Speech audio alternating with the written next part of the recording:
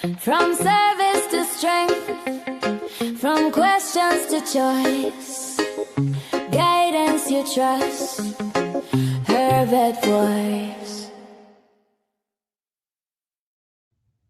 Hello to the HVV family. Happy Tuesday. Yes, I know that this is a pop-up live that I am streaming today, but of course, you know, I am streaming this today because Pastor Dougie showed out today.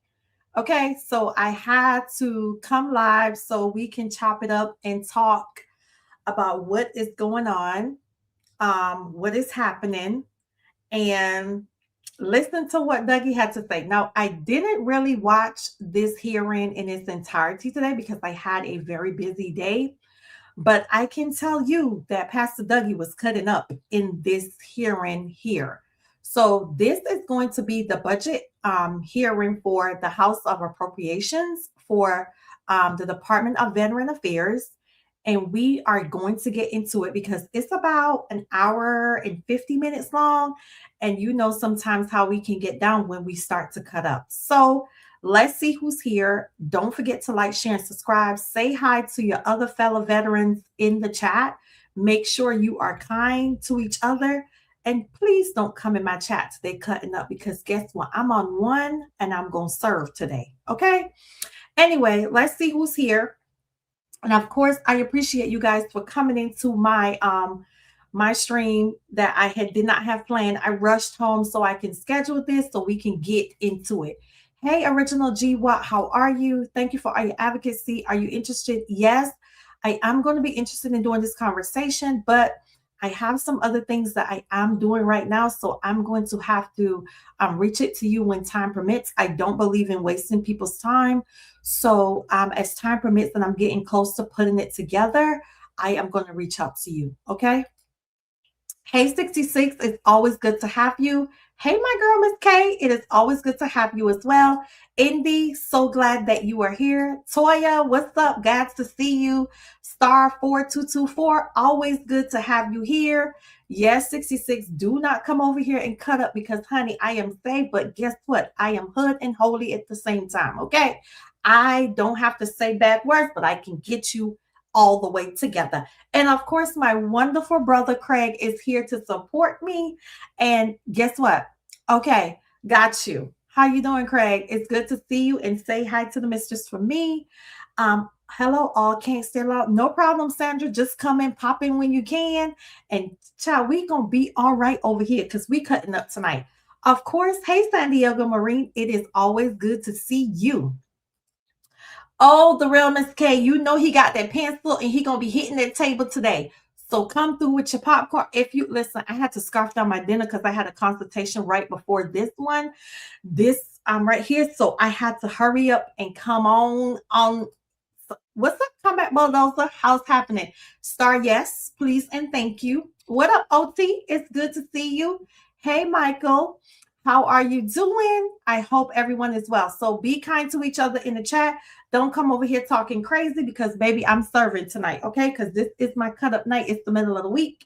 And guess what? We about to get down. But anyway, I'm going to go ahead and share my screen so that way that we ain't wasting no time, that we going to get with it with Pastor Dougie. So let me share my screen here. Hold on, y'all. I'm coming. Hold on. Bipartisan support, unbelievable, quite honestly. I hope Let today's me know if y'all can hear. conversation will include discussions about that legislation. I'm sure the department would always welcome additional funding, but I would simply say that the process will continue to evolve over the coming months, and we welcome the department giving us their input and perspective as we move forward. Hit the like button, We y'all. are not through with the possibility of getting some more money. We also appreciate the opportunity to discuss the many issues currently facing the department. I'm certain today's discussion will include staffing levels and ongoing reorganization. I appreciate your efforts to inform the the department, reform the department. And I think everyone here recognizes that there's always room for improvement and that maintaining status quo is not enough. While I support efforts to reform and modernize the department, I also want to ensure that the efforts are approached responsibly and, most importantly, never jeopardize the care and services our veterans rely upon. I know that we all will not agree on every issue discussed today, but I sincerely believe that these reform efforts are being undertaken with the veterans at the forefront and are intended to improve the delivery and care of services.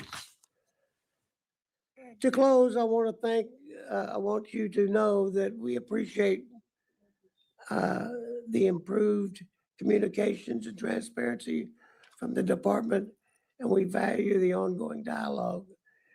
Now I would like to recognize Ms. Wasserman Schultz for her opening remarks. Thank you so much. Y'all, listen. He can't barely read from the paper. The font's so big. Can y'all see how big the font is on there? Mr. Carter, it's time for you to go home and get in that rocket chair and sit down, okay? Baby, that font's so big that he cannot even see, barely can read. These are the people that's deciding what's happening with our future. Y'all, pay close attention to what's going on here. Let's see. Wiseman Schultz dropped the hammer on him and definitely challenged his statement. Okay, I got good news today. The examiner mentioned only percent range was swelling, constant pain to my knee. Good news, Minimoto. Okay, all right, let's go. But I just want y'all to see how big that font was on that paper. Zoom in if y'all can't see, because baby, he can be, and he need a pencil to follow the line. This is about to be wild, y'all. This about to be.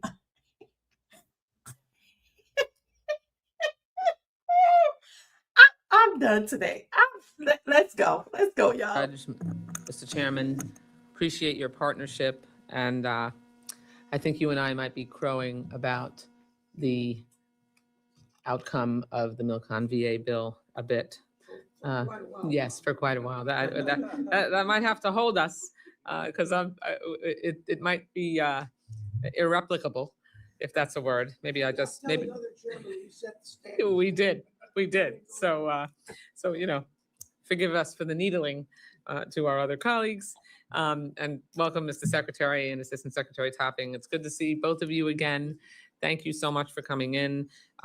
We are here today to discuss a bill that affects the fiscal year 27 budget request, which has already been adopted by the full House. And unfortunately, the budget once again arrived late, so late that we've already written our bill, marked it up in committee, and passed it off the House floor, all before receiving your full set of justification materials and hearing testimony from you. I have to be honest, it's disappointing that it took an amendment in a committee markup from Ranking Member DeLauro to help ensure, and with the support of the whole committee, to help ensure that we finally had you come before this committee to testify. Our veterans do not deserve that kind of uncertainty and lack of transparency, and I know you said that you were willing to testify, but getting you scheduled was a challenge. And thankfully, last week, our bill, without the full input from the administration, unfortunately, received a resounding bipartisan vote of 400 to 15. It isn't a perfect bill, certainly. It included provisions and funding levels that I wouldn't have included, but it reflects bipartisan compromise, something I wish we'd do more of here. And I have to tell you, Mr. Chairman, one of the best pieces of advice that I ever got was right at the beginning, just after I had been elected to the State House. And a person who I considered a mentor, I ran into him in a parking lot outside a supermarket. And he said, "Debbie, I need to give you a little advice as you embark on your legislative career." And he knew that I was idealistic and, brimming with principle and conviction.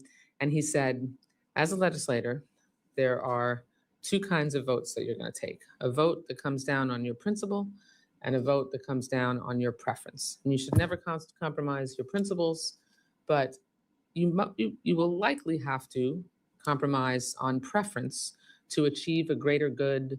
You might have to swallow hard a little bit sometimes to, take something that you didn't necessarily prefer, but in order to make sure that you can build consensus and work together and build trust, then voting against your preference is going to be something you'll have to do probably more than occasionally. And that advice has carried me through for a 34-year career as a legislator. And it's one that's always served me well. And so I'm really thankful, Mr. Chairman, that you and I were both able to do that on things in this bill that neither of us maybe would have preferred, but that made sure that we could get the result that we did. And so to newer members, I would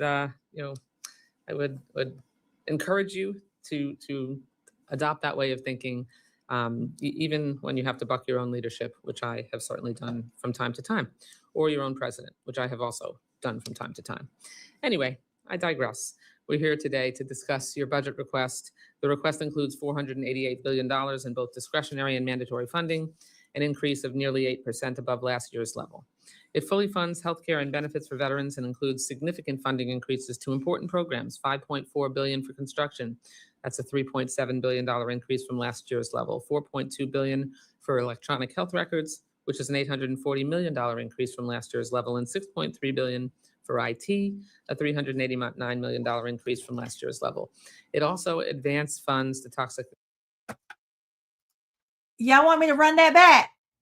Y'all want me to run that back? Hold on. Let's run these numbers back, okay? Let's run it back for a hot second. Give me a second.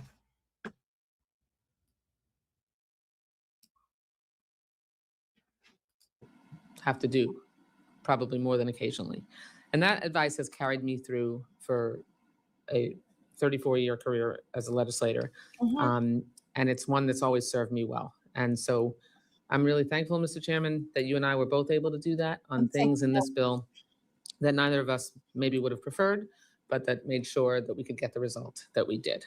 And so to newer members, I would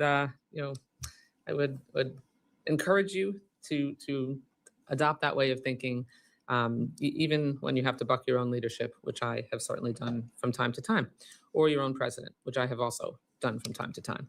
Anyway, I digress. We're here today to discuss your budget request. The request includes $488 billion in both discretionary and mandatory funding, an increase of nearly 8% above last year's level. It fully funds healthcare and benefits for veterans and includes significant funding increases to important programs, $5.4 billion for construction.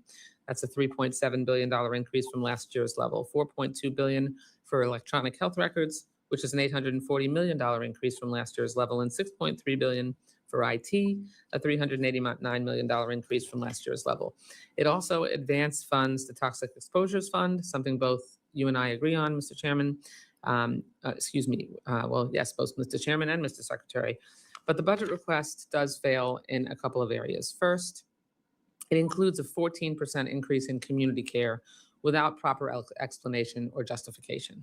On April 1st, Ranking Member DeLauro and I sent you a letter, Mr. Secretary, expressing our concern about the growing cost of community care and asked that you at least explain why community care costs have suddenly grown from a steady $9 billion a year to $42 billion in 2028. That's a 367% increase over the course of 7 years. Now, with the implementation of the Mission Act, which outlines exactly when a veteran can seek care in the community, and you and I have talked about how much veterans prefer seeking care at the VA, there was some growth expected, but not to this degree. And we're still waiting for a response to this letter. Secondly, the budget request cuts the Inspector General's budget by $12 million.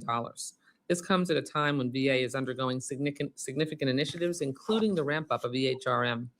This cut also arrives amid the solicitation of a new $700 billion community care network contract, as well as the reorganization of VHA.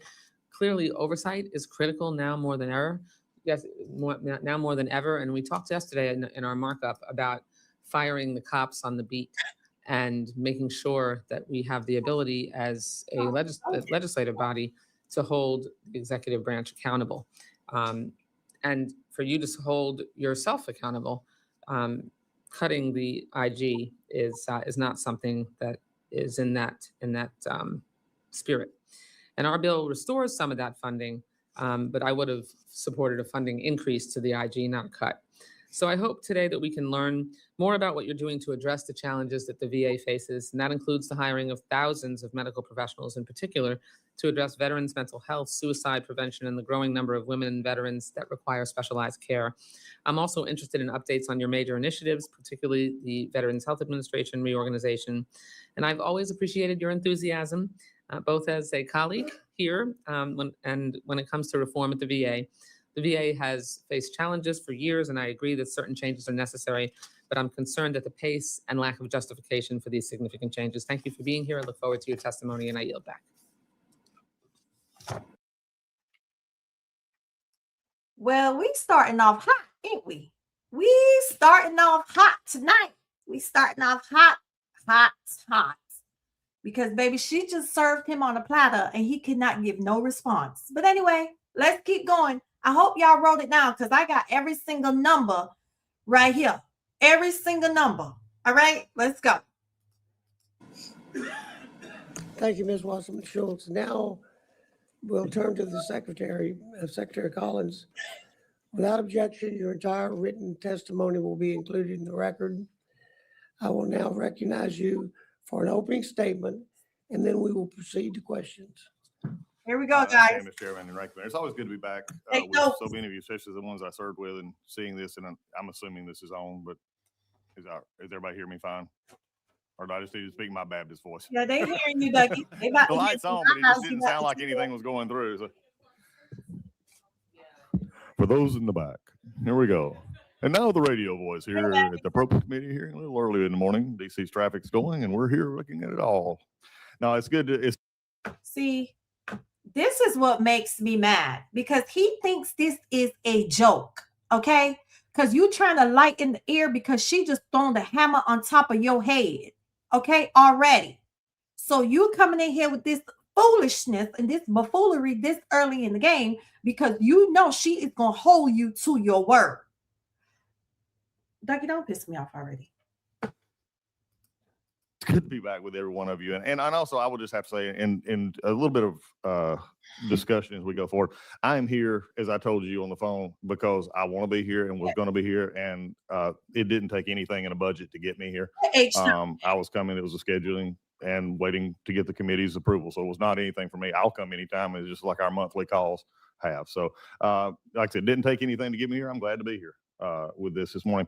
The big thing that I want to discuss this morning is, number one, I appreciate both of your comments and your opening statements concerning the working relationship we have, which I think has been dramatically improved and really where I want it to be. And I got to thank Richard Topping for that, our new CFO, who has consolidated our finances. We know now where we're getting our monies, how it's going out, how we're spending. We're looking forward to that discussion today. And his team has been, really outstanding. And I just want to say, from a year ago today, it's really what I'm going to talk about the VA itself. It's the tale of two cities. It's something that when we came into this role, that there was a lot going on, a lot of different things going on, but there's also a tale of two cities of what was inherited and what is being done now and what we're actually seeing. And some of that's being reflected, frankly, in the fact that we put veterans first at the VA, period.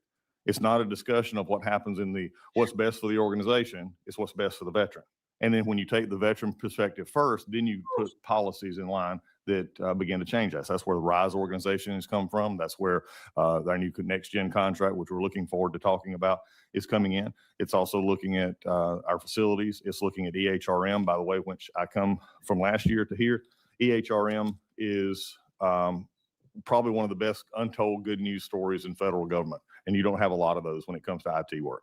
And believe me, as being on the other side of this dais, I understand. But we've had 4 sites open in Michigan. If you've not heard about this so far, please hear this. They have opened flawlessly. I promised this committee, I promised the Senate committees, I promised everyone that we were going to redo how we're doing that from the ground up. There's no comparison. We can talk all day long about the problems of Washington State, but you can't compare them to anything that we're doing now. They're just 2 separate conversations. And Michigan has come off flawlessly, even having one facility have a tornado hit it 3 days in, lost power, did not miss a beat, and 2 days later had an open heart surgery in that same facility, and the facility worked well. So EHRM is going well. We're continuing to deliver results. There's a lot of discussion about staff. We're going to discuss that today. One of the things that we found over the past year is, one, as I shared last year, we had no idea how many employees we had. And also, we never had a manning document. In other words, we did not have a set document that said, okay, for this facility, we need this many people.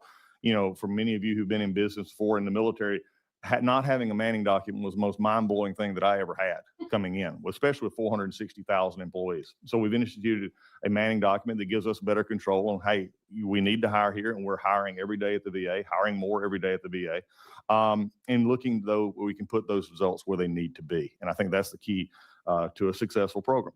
But also from a workforce perspective, I have to commend our workforce. And I do this regularly because we have seen backlogs drop from 260,000 when I sat here before you last year, roughly 260,000, 125 days old, 137 days to completion. They're now at below 75,000 in the backlog, 77 days to complete, while accuracy is at 94.1%.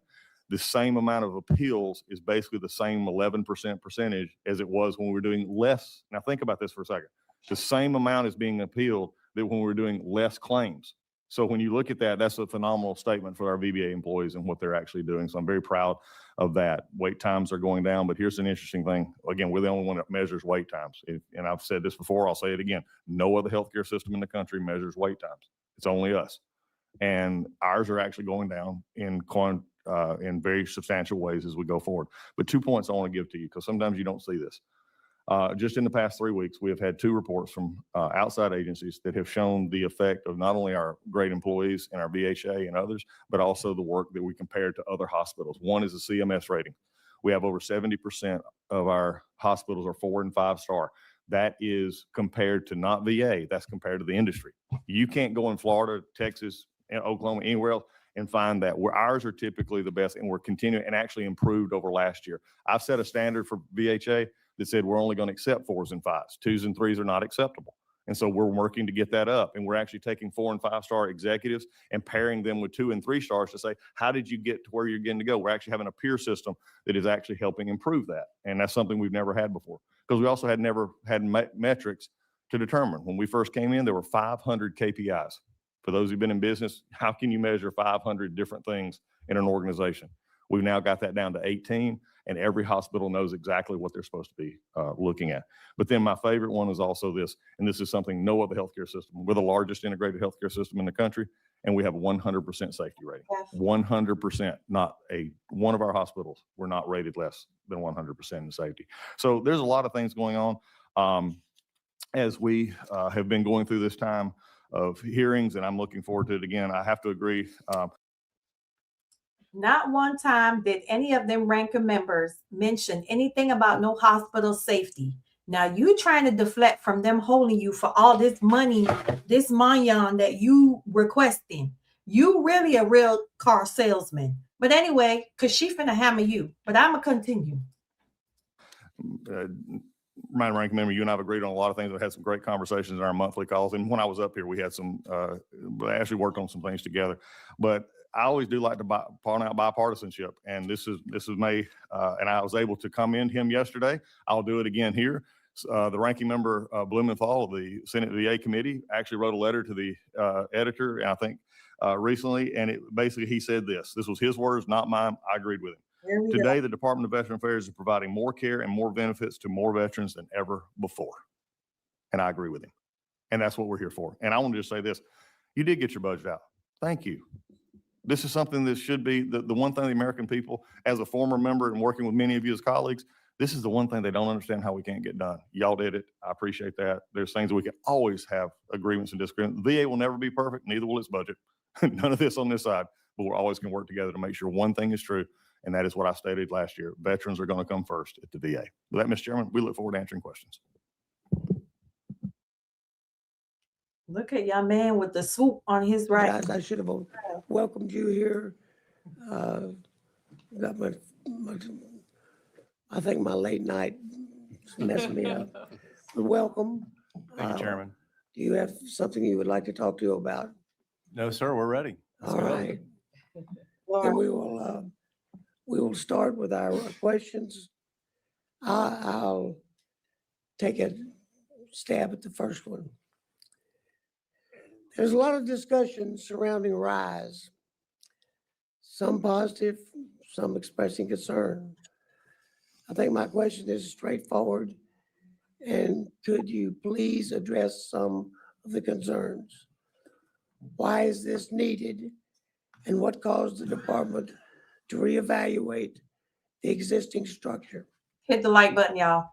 Recent staffing reductions and impacts on the ability to provide consistent, uninterrupted health care, including mental health and suicide prevention. This is what I'd like to hear about that.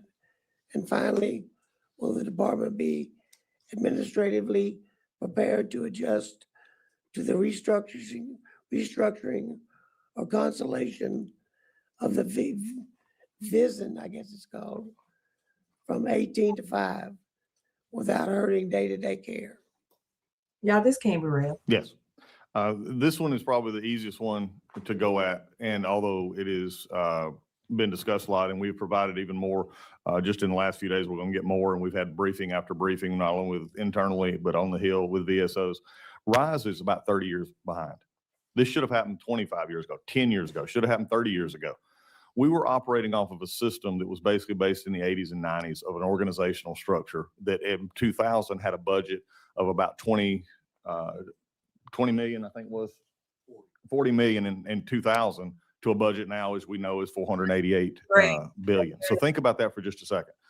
We were still operating and trying to operate over a system that was put in when our system was much smaller, much less complicated as it is now. So the common sense idea is, how do we actually do this? Well, it's actually we got to start looking. So all of last year, and we're providing, more and more information I'm happy to talk about, is saying, what do we need to do? What is our choke points? I've been in over 34 states. I've visited 70 hospitals, and I sit down with every executive director when I go and I say, okay, what's your problem? What's your issue? What are we having to figure out? And I consistently heard this one thing, that they would ask for stuff, no matter what state they were in, no matter where they were at, they would send up issues that they had and never hear back. It would go into this sort of just vast, dark chasm somewhere between the VISN and somewhere between the central office, and they never hear back. Nothing that we have done in this does anything except strengthen your local VAMC and your local community CBOCs. Nothing, because this actually is giving the executive director and giving the folks there on the ground the tools that they need to actually run their hospitals. They can do their FTE counts. There's no hiring freeze. There's nothing that they can't hire. If they need a doctor, as ranking member and I've talked about before, they hire the doctor, even on a Manning document, which did take away some positions. So, from the Manning document side, does not mean that we cannot still hire those positions. It just simply says that they were not needed at the time. Even if they were filled as late as January of this year, if they didn't need to be refilled, then they just didn't need to be on our document in a Manning document way to show, falsely that something was supposed to be there or not be there. It's based on, do we need the employees where we need them? So the why is basically very simple. We needed an organization that was streamlined. 18 to 5 is actually now giving our VISN directors more control and power to do the things that they need to do, the executive level issues of main management, which also corresponds to civilian look as well. But they're going to be able to handle the big picture items, also the manning hours, things like that. We have HSAs, which are never talked about, which are now going to be added into this, which are actually going to give you better communication for your local hospitals. They're only going to have 5 or 6 hospitals at most that they deal with. And so they're able to talk. So you talk about rural healthcare. They're actually going to be dealing with only rural hospitals, for the most part. You have urban. They're going to be dealing with mainly urban hospitals. So they're going to be able to talk to their executive directors. They're going to be the direct line for executive directors instead of EDs trying to get a VISN leader that they never could get because the VISN leader had multiple states, multiple things, and other responsibilities. This is going to help. And then when you break it up into policy and procedure, and what we have policy from healthcare perspective, business line, and medical center operations, this is why we have the new system going forward. This has been widely received. At first, there was a lot of, I'm going to be very blunt. There was a lot of, when I was visiting late last year and we started talking about this, the hospitals themselves were scared. What is this going to mean? And when I told them nothing was happening in the hospitals, and now they're actually seeing it, except that they're getting to do more of what they intended to do, there's actually an excitement about what's going on. There's actually a building among the leadership to say, hey, we're now getting the tools to do exactly what this Congress and what everybody's asking us to do, and that's take care of veterans. That's all they want to do. And so we just needed to clear that as we go forward. I know there's a lot of other things, Chairman, that's a long conversation, but we feel good and we're giving more and more information. We'll be happy to give more as we go along. You better sip that water, tea, whatever it is. Ms. Wasserman Schultz. Recognized. Thank you, Mr. Chairman. So, Mr. Secretary, you and I have talked about, as I have traveled the country and visited colleagues, veterans, Veterans Affairs facilities, CBOCs, hospitals, clinics. One of the most consistent things that I've been hearing is that it is not as rosy as you're describing in terms of the ease of hiring for positions that they need filled. And, you referenced that there are some positions that you let go or that have not filled. You just said that there are. We let go no one.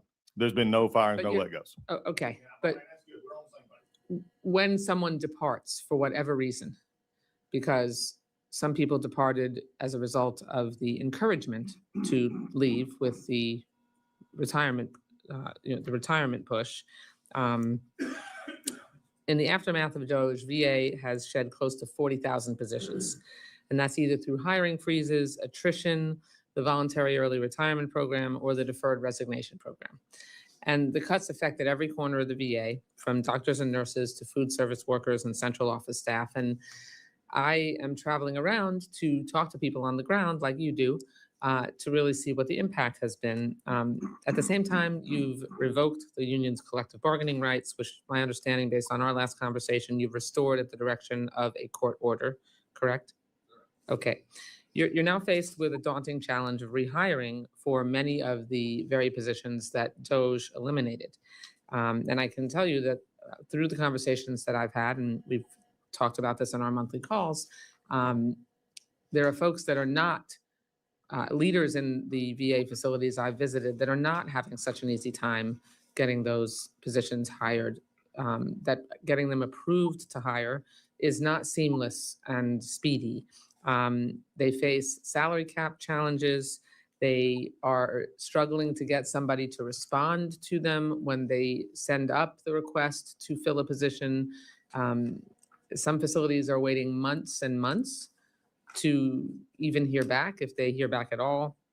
And in 2025, for the first time ever, VA actually hired fewer positions than it lost. So these staffing shortages are also leading to the closure of 3 clinics in Oregon, New York, and Tennessee. And you've asked us for budget increases every year, in particular to fund these positions. In this year's request, you're asking for funding to support 443,327 full-time equivalent employees. So we've talked about this by phone, but what new processes and directives have you issued to make hiring at the VA easier? Because folks are struggling to be able to fill the positions. And how are you ensuring that hiring practices are consistent across all VA facilities? Thank you for that. And I enjoy our continuing conversation. I do want to comment to you on one thing. We're going to disagree on some of what you said, and that's fine. But I do admit, I'm talking about things I've been directly told by and your me as personnel. well. So I was getting ready to compliment you. I'll accept the compliment. I was that you but actually you're a member that you're a member that actually has gone to many. I've unfortunately found that many do not. I'm saying you do, and I appreciate that. I think here's the biggest issues that we have. Number one, no clinic realignment was done because of staffing issues. The clinic realignments that you just mentioned were because of poor care for veterans. And I don't think you and I, either one, would want to continue to have poor care for veterans. Those were contract clinics that we are now actually putting VA employees in, especially in like Tennessee and others. The problem here is this has been going on. Clinic realignment is something that we've done for years. There was 52 of them done under Biden. There's been 16 under us. I mean, it happens, and there's reasons that we lose leases. We do things. This was not a staffing issue, so we can't go to that part on staffing. This was about poor care from contract clinics that we were looking at. Number two, what have we done? This is a good news story. I've said this over and over again. I appreciate you bringing up the ologist problem. That's what I call it. It's the ologist problem. We're capped at our ologist issue at the top end. If you don't know this, we can't hire more than the president's salary. So which puts us in an ologist problem, especially with anesthesiologists, cardiothoracic, all these folks. So that's still an issue. It's going to be an issue until we can get it resolved in some ways. And by the way, the Dole Act put 300 in, which was a sad thing when we looked at it. It was good to beginning, but then when you actually started looking at it, I want to thank everybody in this room. That's 1.5% of my doctors. 300. So just to illustrate what you're talking about, because you and I know what you're talking about, but maybe everybody doesn't. So physicians in the community, I mean, if you're competing, you're basically competing compete to every day. hire the best and the best and Every day. the best. Lives. And I mean, in the community, they can pay more than $400,000, the salary cap at the VA, and they get signing bonuses. And I mean, the VA is not competitive. They're just not. And so the Dole Act gives 300 positions that they can go above the cap, and that's for things like podiatrists, optometrists, dentists, physicians. And I mean, I agree with you. 300 is not nearly enough, and honestly, we should go further. You have to be able to be competitive. Well, it actually had a negative effect. That's the problem. And also the 3 that you just named are not ones that need that bonus. This is what the law allows. Yeah, it is. It allows for all of us. So we're all doctors, but my podiatrists were pretty good on. The problem is that when it has 300, and it's what I was getting ready to say, it's like my bride who is here today with me. We have 3 children. She made it a habit every year at Christmas that, much to my amazement, every kid had to have the same number of boxes at Christmas, and typically the same amount of money. Well, the problem is you think about this. I have 4. Let's just say that it was ranking member, the chairman, myself, and she's a good mom. And she's a great mom, and thank God she stayed with me for 38 years. So we're good. But let's just think about this for a second. We have you, the chairman, myself, and Topping are all anesthesiologists at a facility. I retire. Then we say, well, we're having trouble recruiting an anesthesiologist to keep the numbers up, just like every other hospital is. So then we go to the field, which we're actively recruiting him. The next person comes in and said, okay, we'll use one of these 300 waivers to bring the new anesthesiologist in. So now this anesthesiologist is making more than the 3 of you. Guess what? One of you are going to leave because you said, I'm not going to do that. You're going to bring in somebody in the same department and let them make more. In fact, we had executive directors say, we don't want this money, because it was hindering their effect. What was meant for good turned out not to be as good as it was thought. So we need to get a fix on this that is across the board fix, not just that. And I think we're in agreement there. One that's more equitable, you mean? I think you take and you divide it up. We don't have to. Are you saying raise the cap? Yeah, you got to raise the cap. Don't have a cap. You got to you can raise it or don't have it. However, I think we can be very good at this. This is something we all need to work on. This is a bipartisan issue. This is not because it's been around forever. I'm genuinely asking you. Exactly. Well, I think we're looking at this, and I think for the staff here and for the members needing to understand this is something. We're the most retail agency in the federal government. In fact, there's no other cabinet member like the one that I have to run. We're the only reason we have a job is a veteran shows up. Veterans quit showing up. We don't have a job, and y'all don't have a committee. I mean, just the way it is. Let me get one thing else also about hiring, because you asked what were we doing. Hiring was atrocious at the VA.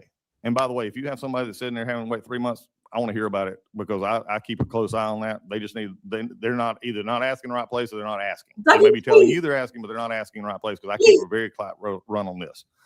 We had a hiring process that was averaging 100 to 145 days. If it was wasn't more than one place, I wouldn't mention it, but it is. Well, but I'm going to say this, and I respect that they told you that, but I don't respect the fact that if they're leaders, they need to tell their chain of command. And Greg Goins is with them all the time. And so I'll be honest, they can gripe that they may not get what they want. Remember, over half of our executive directors have been hired after COVID. They do not know what it was like in 2019, 2018, 2017, when you were on this committee as well, and they were sticking to budget numbers and they were sticking to FTE numbers. They didn't see that because after COVID, we just ballooned the budgets and ballooned hiring. So they don't understand that all of a sudden now you have to be responsible for that. So some of that is that. And that's just a fact of life that these executive directors have to face. The last thing, though, that I want to get to in this hiring process is I said, this is ridiculous. Mr. Secretary, honestly, they're telling me they're not hearing back.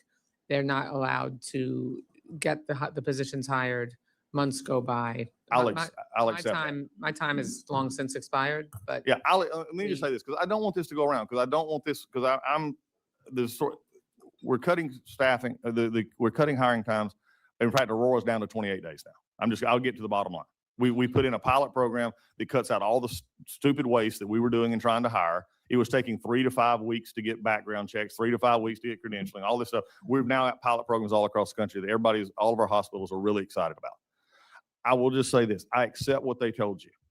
I just disagree that at a certain point in time, that if that is true, then I would expect them to be lighting their hair on fire and sending everybody messages that they can't get the answer, because I have empowered them to do just that. They don't feel empowered. Then I can't help that. I can't, they got, The when buck I, stops with you, Mr. Secretary. when I You- tell- you do, that is your responsibility to figure out what is the problem, what is the logjam, and how we can get better lines of communication up the chain to ensure that when someone needs to fill a position that is gone because of the myriad of reasons that you've shed staff at the VA, it is on you to make sure, I'm telling you there's a problem. You know, I've been to multiple veterans VA facilities all over the country, and I am consistently hearing this problem, and I'm getting gavelled, so I appreciate it. And we'll talk more about it. Thank you for your indulgence, Mr. Chairman. Thank you, Ms. Watson.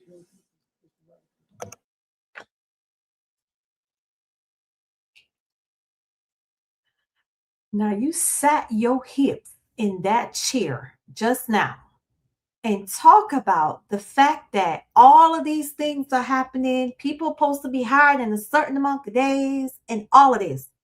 But you did not say Nathaniel about this 8%, 5.4 billion for construction, which is 3.7 million, 4.2 billion to EHR, which is 840 million, 389 million increase, and then you taking away from the OIG 12 billion and 14% for community care. You ain't saying Nathaniel about none of that the whole time you've been sitting at this table, and we 41 minutes into this thing. 41 minutes.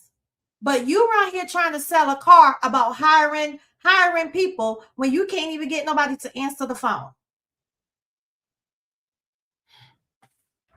But you want the VA to be competitive, and you want to pay doctors more. You want to pay doctors more. Wait, y'all, we got good news. Look, Sabrina says that she is on cloud 9. Her supplemental decision came back and got her 100% P&T. Now, y'all congratulate Sabrina in the chat, because this is what we like to see. You come, you listen, you get the nuggets, and you ride out with your 100 P&T. This is what we do, y'all. Congratulations, Sabrina. All right, we got to keep the ball rolling. Doctors get hired in the VA, but will leave due to increased workload, endless and never-ending VA bureaucracy, disrespect of veterans, constant program implementations. Correct. Absolutely correct.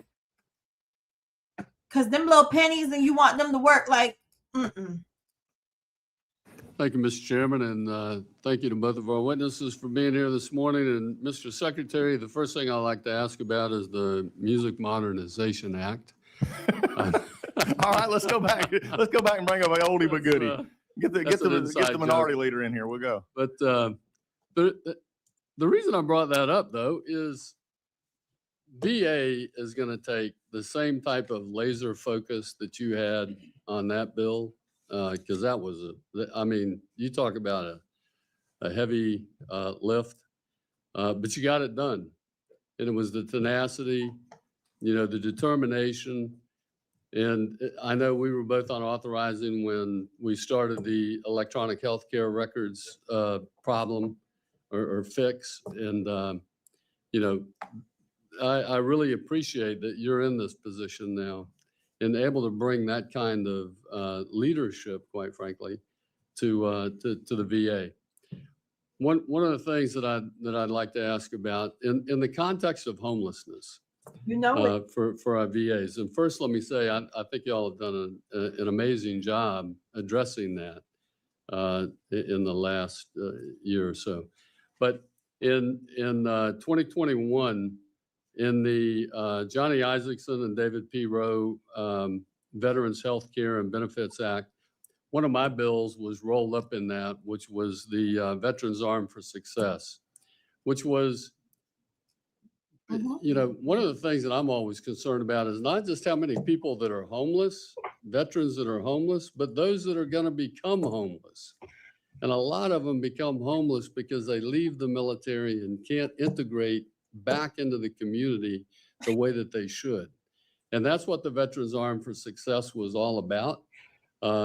It's a grant program so that others around the country could start operations like we had in Jacksonville called the Operation New Uniform, a nonprofit that had amazing placement success for veterans coming out, kept them out of homelessness, gave them great jobs in Hope. So we finally, in 2024, I think rolled out the first 5 million of that for 13 different recipients. Can you tell me if we're going to have another offering on that in addition? Because this is really to build up this same program around the country because it has tremendous success. Yeah, I think you're exactly right. One of the things that we deal with is this transition issue is one of the big issues that we have. And grants like this actually do help. From a grants perspective, Richard, I'll let Richard answer the grant perspective side of that. Thank you, Representative. And we've spent a significant amount of time upgrading our grant management and award process too. And this is one of these, or some others. I know some members will have some questions about that today too. It's a question of funding. And if we have the funding, we will issue these grants. We have the capacity to do so. One of the challenges we have in successful grant programs like that is we spend the money because they are successful. So that's one of the issues. We'd love to do more of this. It's a question of if you can give us the funding, we'll issue the grants. Like we'll follow up on that. Y'all realize something? Y'all realize something that every time it comes to any type of accounting, anything, Dougie does not answer. You realize something? Because he don't want nobody to go back and say he said something.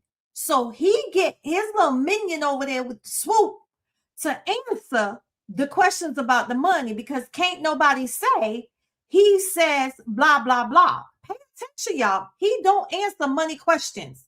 He don't answer no money questions. He said, oh, let him answer the question. Pay attention to what's happening here.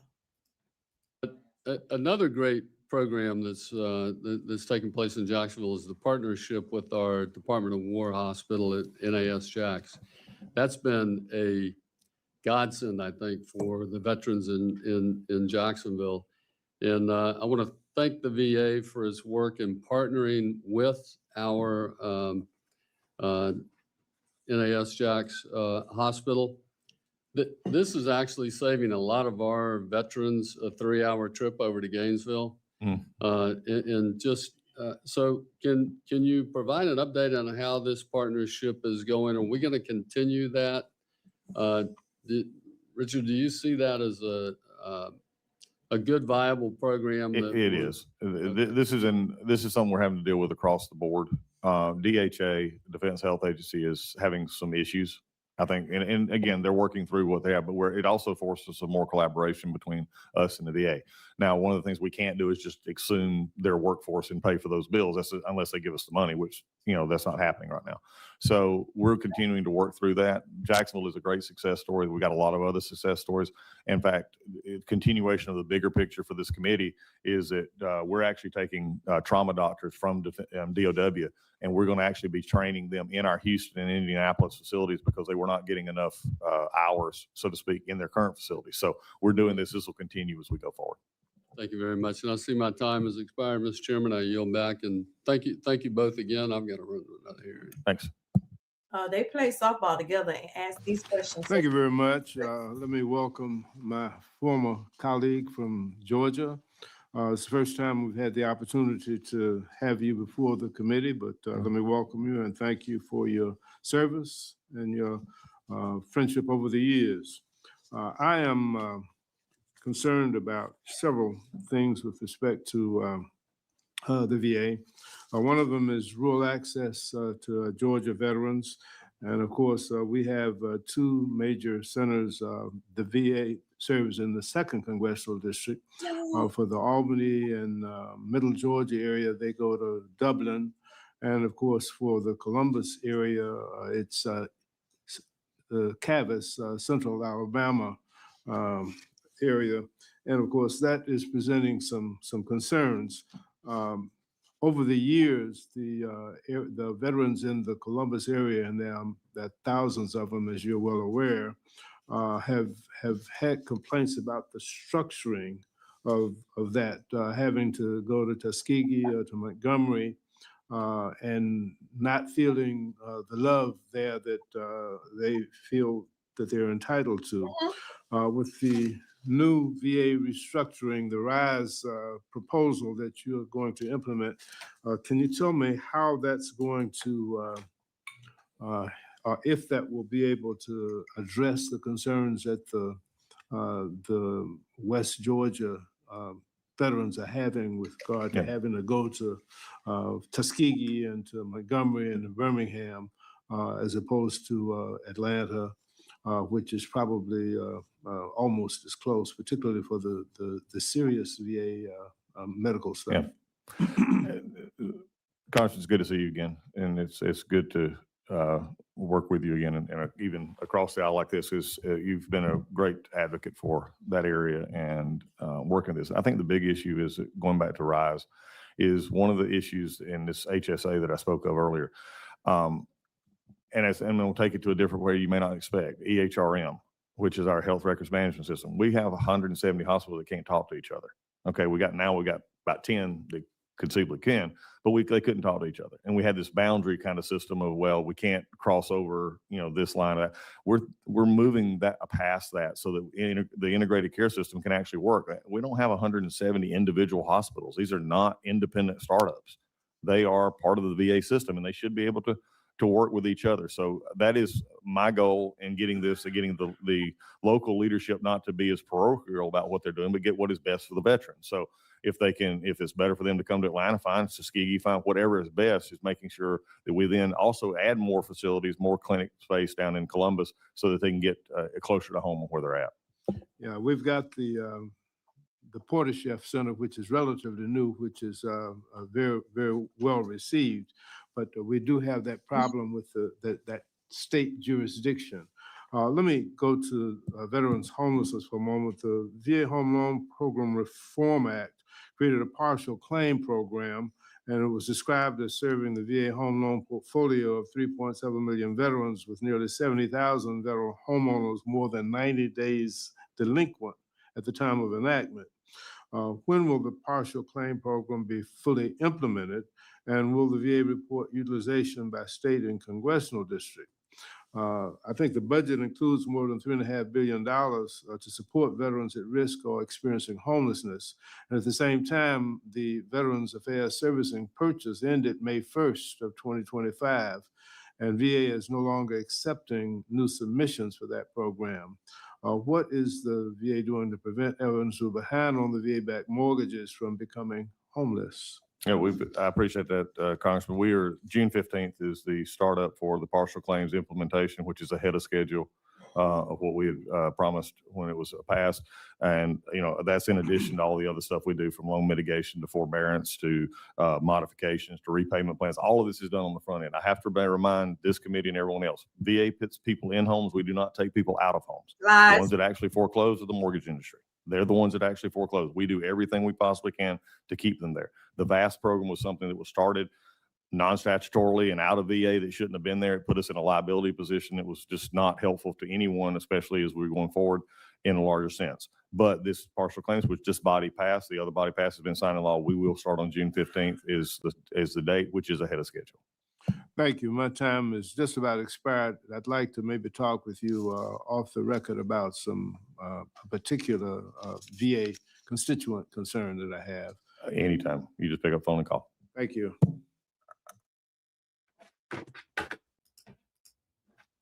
You know what bugs me about him? And y'all, I really don't be trying to pick on Dougie because I want him to do the best that he could. But why you gonna sit there and tell that man anytime, pick up the phone and call me, but you can't even give a response to a letter that you received back in January from somebody? Now that man, you told that man to pick up the phone and call you, like you answer your own phone and you gonna talk to him. Just be forthcoming. Just be transparent. Just be integral. If you're not gonna do it, just don't do it. Don't act like you are going to do something and you're not. Now, one thing I can't stand is a disingenuous person. And every single time he comes before these committee hearings, he's very disingenuous. And I'm not saying that he is that in real life because I don't know this man as from Adam. But what I have seen, I can only go by what I have seen, what I have experienced, and what I am going through right now with the VA system. Everything that comes out of his mouth has not been honest, and he's not forthcoming. One thing that I own, and I will always be, if I mess up, I'm going to own it. Own it like with them kahunas that you walking around with. But you're not owning anything. You're not taking any responsibility like you did anything wrong. Everything that you have done from the time this administration came about, he feels like everything he has done has been the best. And I know them people that's his entourage, if let me just say this. If you don't have people in your life that's going to be honest with you and tell you what you need to hear and not what you want to hear, you better drop them jokers like a hot rock.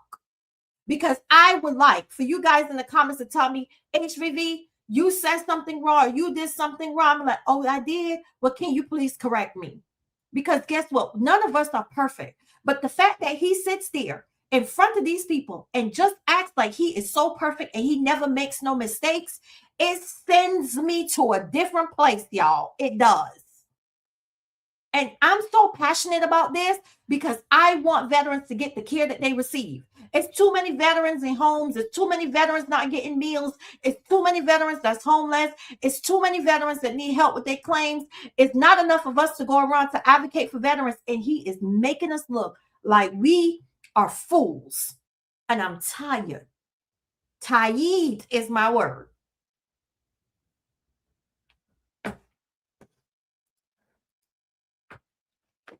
Thank you, Mr. Chairman. Ms. Secretary, thank you for being here. Thank you for the work that you and your team have done to right-size the agency. Thank you for the work you've done to address the backlog of disability compensation. You have there in your written testimony that since you've taken office, that claims have fallen by 69%. So thank you.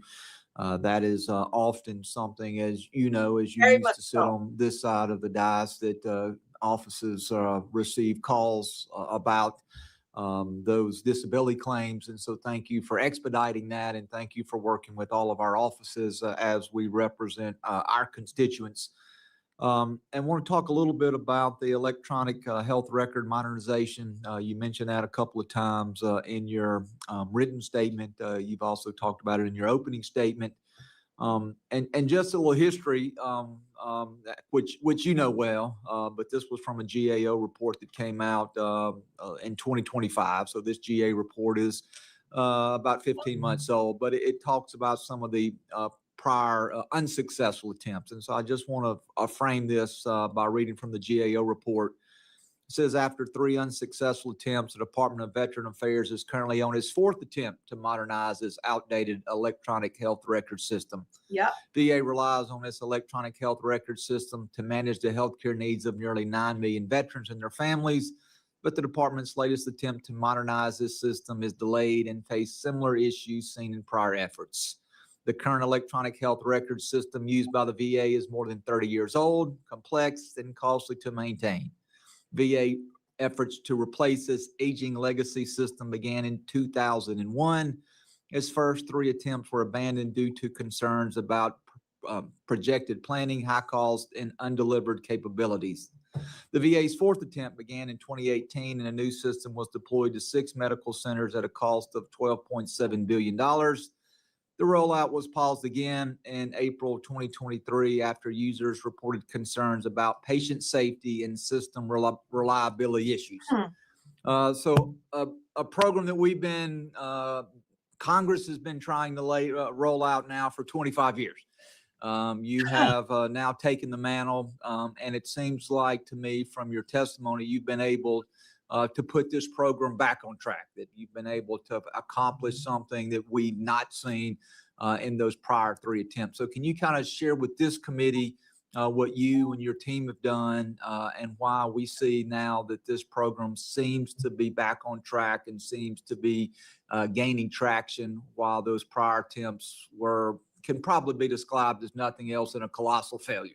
If we can't roll out a healthcare system in 25 years, we've done something wrong. And that's been across multiple administrations. Yep. And so inherited what can be described, or I'll describe as a nightmare. And so how have we been able to fix the system? How have we been able to get back on track? And what do you see as the projection for us to be able to continue to roll this out across other VA facilities in a timely fashion? That is an opportunity to show a win for not only our VA employees at VHA, but also a win for actually taking leadership and moving the project forward.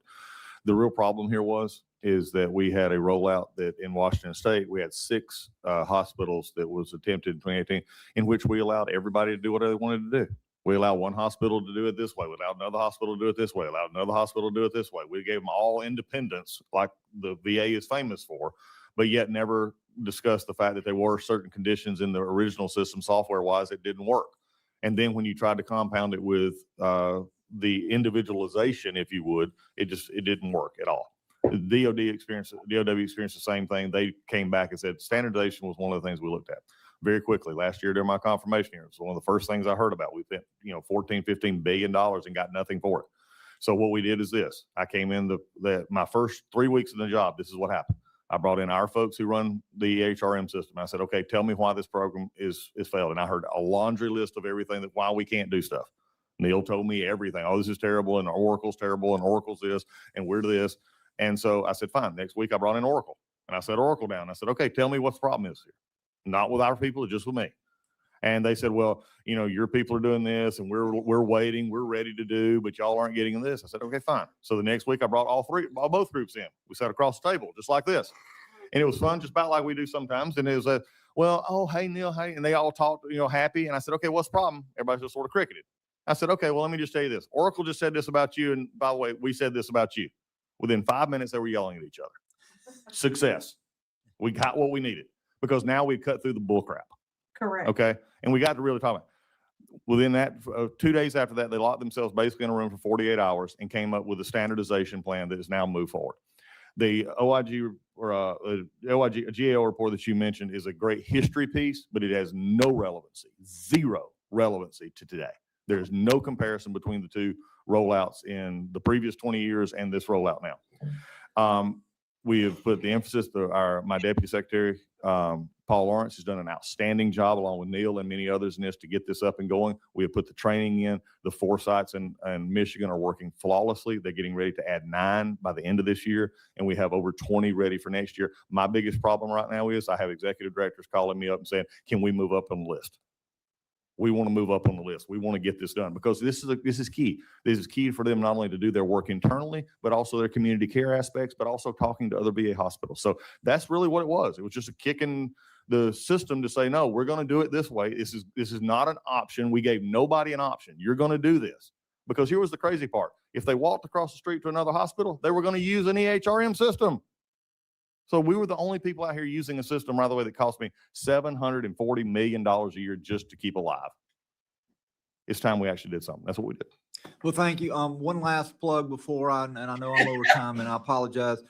Just want to bring to your attention the fact that many of my veterans have contacted me personally about parking challenges at the VA facility in the Jackson, Mississippi area. I know that is probably a common complaint that you receive for VA facilities across the country. The VA came in 2024, they resurfaced, but now we have, again, resurfaced parking spots, but it's the lack of parking. And that can be challenging, as we know, if veterans are trying to get to doctor's appointments, be there early. So I just want to put that on your radar, Doug. I'm not asking you to do anything. It's probably a common concern that you hear from other facilities across the country. But if something comes across your desk from Jackson, Mississippi about parking issues, I want you to know that you've also heard it here at this committee and want to ask you to do anything that you could. And so with that, Mr. Chairman, I yield back. The good people of Mississippi will know that you're on it. I did a video on how much money Oracle is getting. Go peep it. It's probably about 5 minutes long. Go look at the numbers. The receipts is in the video. You're going to see the $252 billion that Oracle has been getting. Okay? And the reason why they were called to the carpet is because they were getting paid, but nothing was being done. So somebody decided to call them out. So now the VA has them on a 1 year by year. They have to give a report of how they're progressing with the EHR system before they get paid. But all along, Larry been getting every dime that he can get off of our backs. Okay? And Larry gonna get more money along with his entourage. And this man in that blue suit sitting at the table in cahoots with each other. Prove me wrong, Pastor. Thank you, Mr. Chairman and Ranking Member. And gentlemen, thank you so much for being here this morning. Appreciate the opportunity. And I too am very proud of the fact that our subcommittee put together a bipartisan appropriations product that I wish could serve as a model for the other appropriations subcommittees. Secretary Collins, as you know, El Paso, Texas, the community I am privileged to represent, is home to more than 40,000 veterans. In fact, El Paso has a veteran population concentration roughly 40% higher than both the Texas and national averages. And because of Fort Bliss and the strong military community there, that number continues to grow, and we are proud of that. Veterans in our region are spread across a large area of West Texas and southern New Mexico. This creates real access and capacity challenges for the VA healthcare delivery in the region. So I think it's fair to say that ensuring reliable access to VA healthcare in the region is a significant priority for the department. Would you agree? As it is all over the country. Thank you. I'm glad to hear that. That's why in 2022, I helped secure roughly $700 million for the construction of a new VA medical center in El Paso. This facility will serve not just El Paso, but the broader region. It will be a major anchor for care in West Texas and southern New Mexico. The facility is expected to open around 2029 or 2030. And even though that sounds like it's quite some time away, planning for the staffing, quality care, and operations of a facility of this scale and scope needs to start early. In William Beaumont, the VA hospital that will be adjacent to this new VA facility was $400 million over budget and was 3 years delayed. Thankfully, that's not the case with this facility, but as you can imagine, veterans have apprehension about making sure that the new facility is opened on time, on budget, with adequate staffing.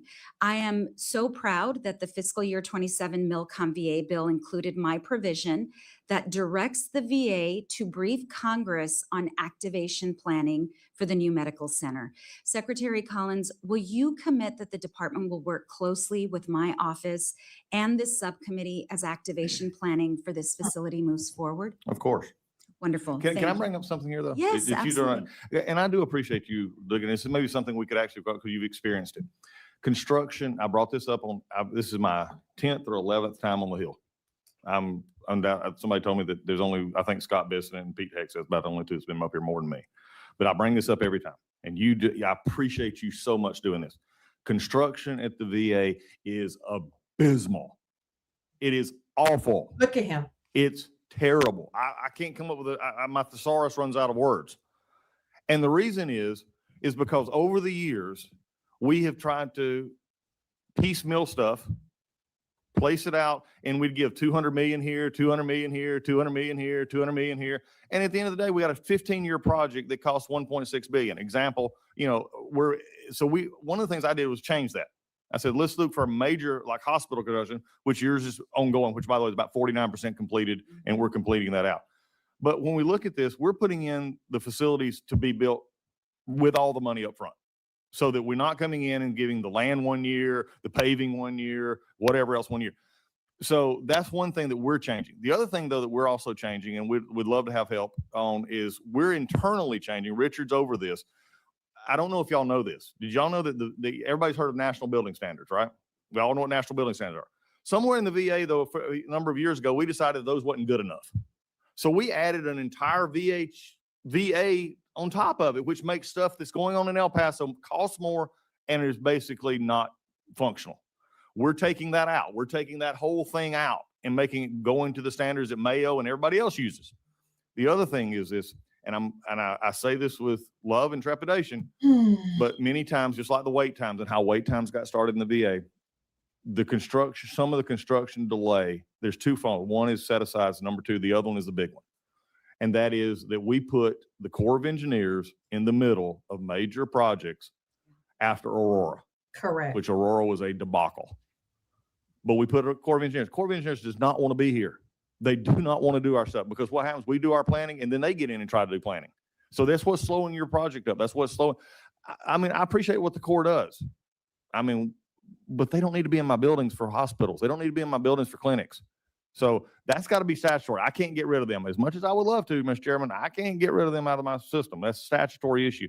But you have highlighted perfectly what your veterans need and what you're committed to, and I appreciate that.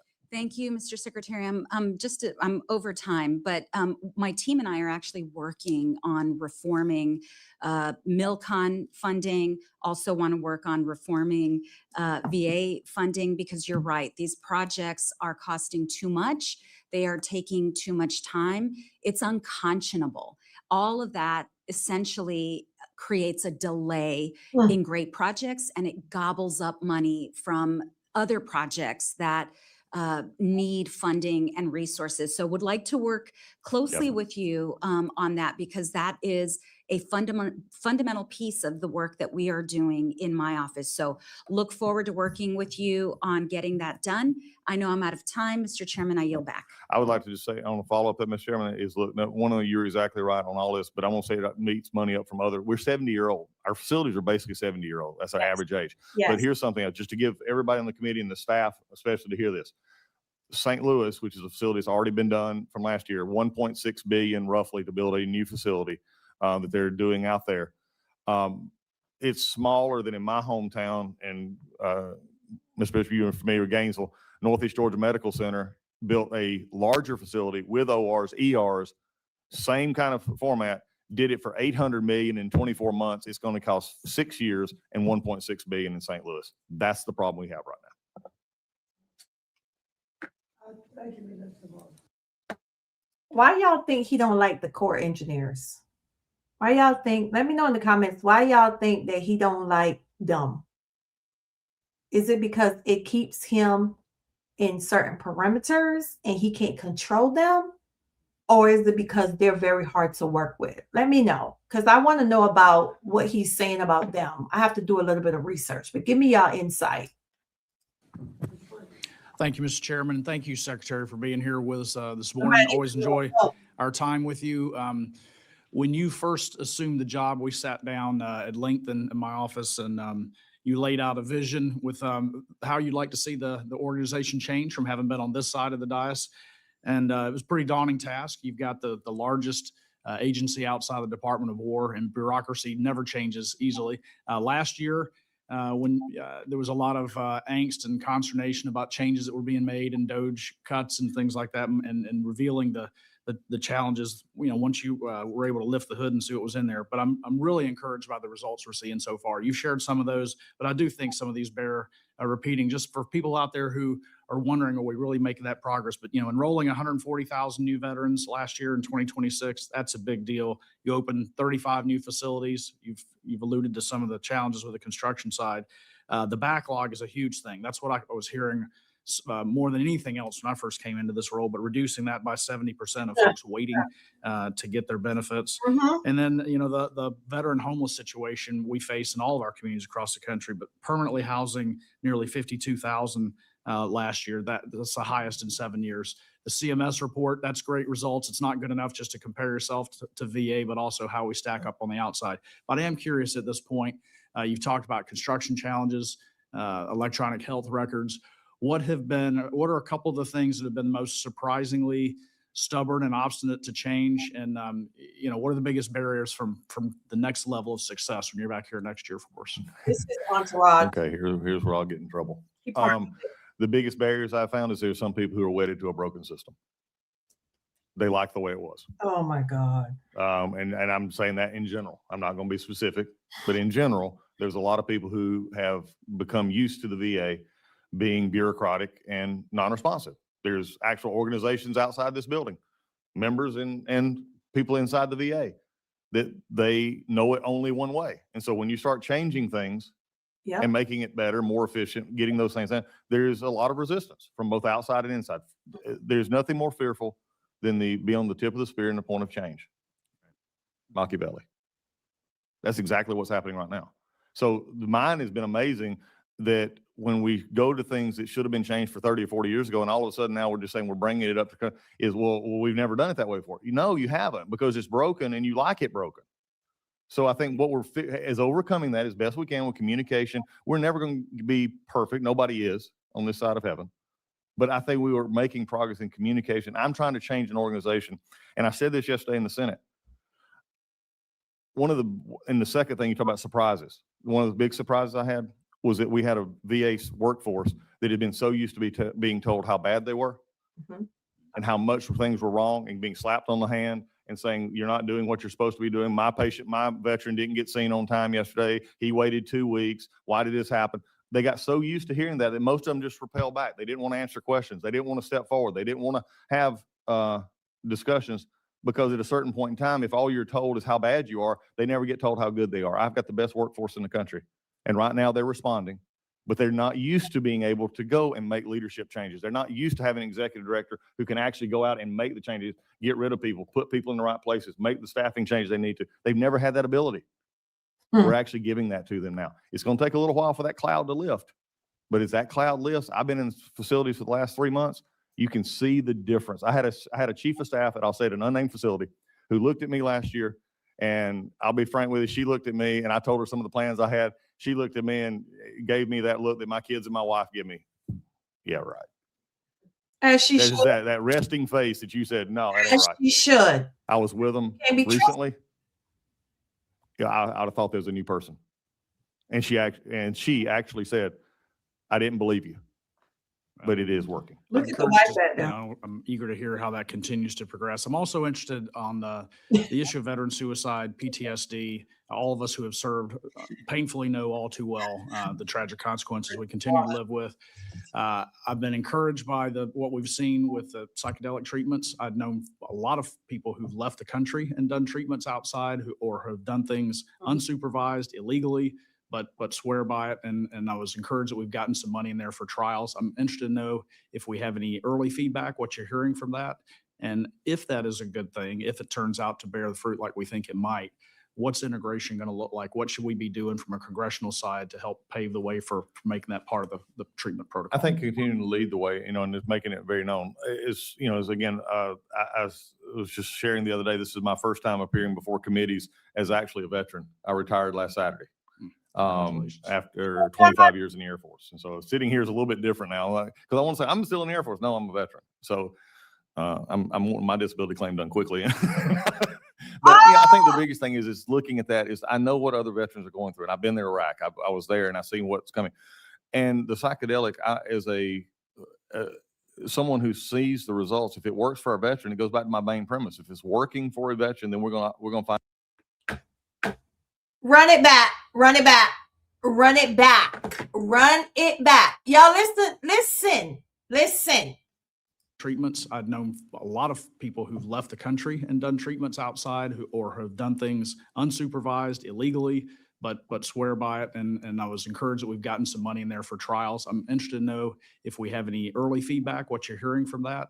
And if that is a good thing, if it turns out to bear the fruit like we think it might, what's integration going to look like? What should we be doing from a congressional side to help pave the way for making that part of the treatment protocol? I think continuing to lead the way, and just making it very known is, again, I was just sharing the other day, this is my first time appearing before committees as actually a veteran. I retired last Saturday after 25 years in the Air Force. And so sitting here is a little bit different now, because I want to say I'm still in the Air Force. No, I'm a veteran. So I'm wanting my disability claim done quickly.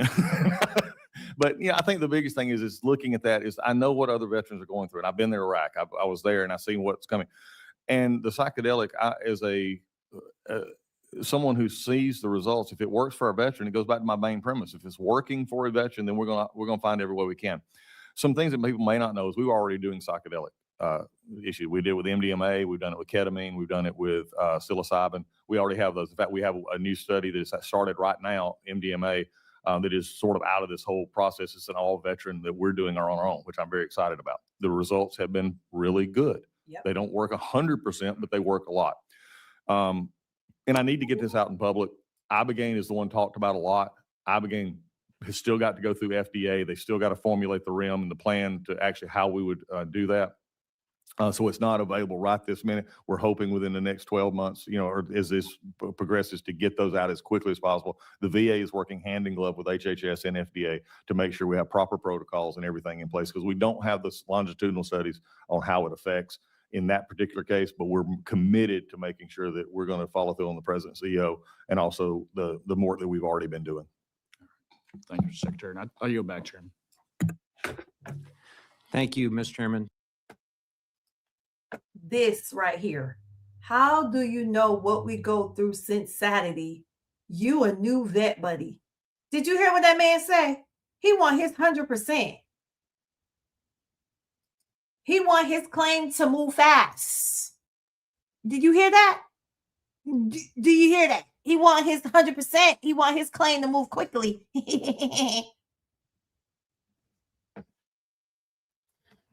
Thank you, Mr. Secretary. Before I ask my questions, I want to share some observations. A progressively growing number of VA frontline physicians are becoming very alarmed about current threats to veteran care. The alarm is not due to concern about losing jobs. The alarm is due to the imminent, irreversible damage to a sacred mission that has become obvious to those with inside knowledge. The reason VA physicians are alarmed is not because of public reporting or perception. It is because they're witnessing the sabotage attempts firsthand. Mr. Secretary, those are not my words. Those are the words of a primary care physician who has worked at many different VA systems over their career. A doctor who wrote to me after watching your testimony before this subcommittee last May, because they were, in their words, dumbstruck by what you said. Mr. Secretary, when I raised my own concerns last year, rather than pick up the phone and call me, have a meeting, anything constructive, you tweeted at me. I have this tweet, Mr. Secretary, if you want to refresh your recollection. You accused me on social media of, and I quote, spreading disinformation, end quote. So let me ask you directly, is this VA doctor with inside knowledge of the system you run also spreading disinformation? I don't know what he's talking about. We got to run it back. We got to run it back, y'all. We got to run it back. We got to run it back. Y'all heard what? Y'all, we got to run it back. Give me a second. Hold on here. I got to run it back real quick. Hold on. Growing number of VA frontline physicians are becoming very alarmed about current threats to veteran care. The alarm is not due to concern about losing jobs. The alarm is due to the imminent, irreversible damage to a sacred mission that has become obvious to those with inside knowledge. The reason VA physicians are alarmed is not because of public reporting or perception. It is because they're witnessing the sabotage attempts firsthand. Mr. Secretary, those are not my words. Those are the words of a primary care physician who has worked at many different VA systems over their career. A doctor who wrote to me after watching your testimony before this subcommittee last May, because they were, in their words, dumbstruck by what you said. Mr. Secretary, when I raised my own concerns last year, rather than pick up the phone and call me, have a meeting, anything constructive, you tweeted at me. I have this tweet, Mr. Secretary, if you want to refresh your recollection. You accused me on social media of, and I quote, spreading disinformation, end quote. So let me ask you directly, is this VA doctor with inside knowledge of the system you run also spreading disinformation? I don't know what he's talking about. You don't know what he's talking about. I can't answer a question and I don't know what he's saying. Last August, your own Inspector General found that 90% of VA medical facilities reported severe shortages of doctors and 80% reported severe shortages of nurses. That's your IG. Then last year, 30,000 employees left VA through early retirement, deferred resignations, or burnout. And 2 months ago, the New York Times reported that VA eliminated 14,000 unfilled medical vacancies, 1,500 physician openings, 4,900 nursing openings. That's 5% of VA's entire medical staff. And critically, 73% of those positions were not COVID era leftovers. They were occupied positions during the past year. So let me ask you a simple question, Mr. Secretary. Did the president authorize the elimination of those 14,000 open medical positions? I'm not sure what the president has Mr. to do with Secretary, this. I'm asking a simple question. Did the No, president, the president told me to take care of reclaiming my veterans. time, Mr. Secretary, Go did right the ahead. president know that you were going to stop looking for doctors and nurses to fill 14,000 open positions? No, It's a because yes or it's not no. what we did. Mr. Secretary, I mean, you can Just continue, 1 year you ago- continue your discussion, but you're not even on the right path. at Mr. this point. Secretary, just 1 year ago, 90% of VA medical facilities had a severe shortage of doctors. And so did every OIG report Since before then- then that said the since same then- staffing shortage, Since even then, in your reclaiming others. my time, Mr. Secretary, since I'm- then, 30,000 employees have left VA, Yes, and you now have stopped looking. that for is not 14 true. You have, Don't. you have Do stopped not, looking do for not go. We are 14,000 looking every day for positions that we need. positions. Now, you can make a political point, and that's fine. You can Mr. be mad at me Secretary, for a tweet, but you're not going to put out this information. You're the doing one it tweeting, again. Mr. Secretary. You're doing it You're again. the one tweeting. Mr. You're Secretary, doing it again. it doesn't add up. It does add up. Reclaiming my time. How can you have a severe staffing shortage in 2025, according to your own IG, then lose 30,000 people and then eliminate vacancies and somehow magically fix the severe staffing shortages found by the IG? It doesn't add up, Mr. Secretary. Let me change topics because I don't think we're going to agree on this. Well, no, not when you look at the results that we're seeing The and what we're facts- seeing that we're having. Mr. Secretary, this doctor told me after What are we watching- sabotaging? after watching your performance last year. What this are we doctor told me sabotaging? That the reason VA physicians are alarmed is not because of public reporting or perception, which is not great. It is because they are witnessing the sabotage attempts firsthand. Of Those are- what? What those are are- we sabotaging? maybe You you can't should use lis- sabotage as a Maybe plural you should sentence. listen more to people who aren't trying to tell you what you want to hear. Maybe you should. Maybe listen you to should go those- and visit as many hospitals as I have, and then we I can will do this visit any conversation. facility with you any day. I've been Come to, on. I've been to VA facilities my entire career, sir. I Me fought too. for veterans for 6 years on the Veterans Affairs Committee. The legislation that the gentleman from Florida discussed before, that was my bill, the Isaacson Rowe bill. Congratulations. I will put my record defending veterans in this country against any member of Congress. And I'm telling you, sir, you need to listen to more of your staff and more of your doctors. This situation is not what you think it is. It is not the rosy picture And that it- you think it is. It's not what you're presenting either. Mr. Secretary, At many of least the V- acknowledge that many you of may the have it VA wrong. many of the VA staff I speak with are telling me about understaffing, burnout. Morale is not what you are saying. Many believe your restructuring is a predicate to privatization, including the people who led the last restructuring initiative in the first place. Veterans I've spoken with want to know why there's not enough money for fully staffing VA healthcare to care for the veterans so many of our constituents are and so many of us care about. And I just ask you in the administration, sir, don't tweet at me and don't just listen to the people who tell you what you want to hear. It seems to me, sir, that you are not getting the information you need because the people surrounding you, like so many in this administration, are absolutely scared to rock the boat. Mr. Secretary, listen to those with whom you have a different view. Thank you, and I yield back. Baby, he bought the meat. He killed the cow. He bought the meat. He cooked it.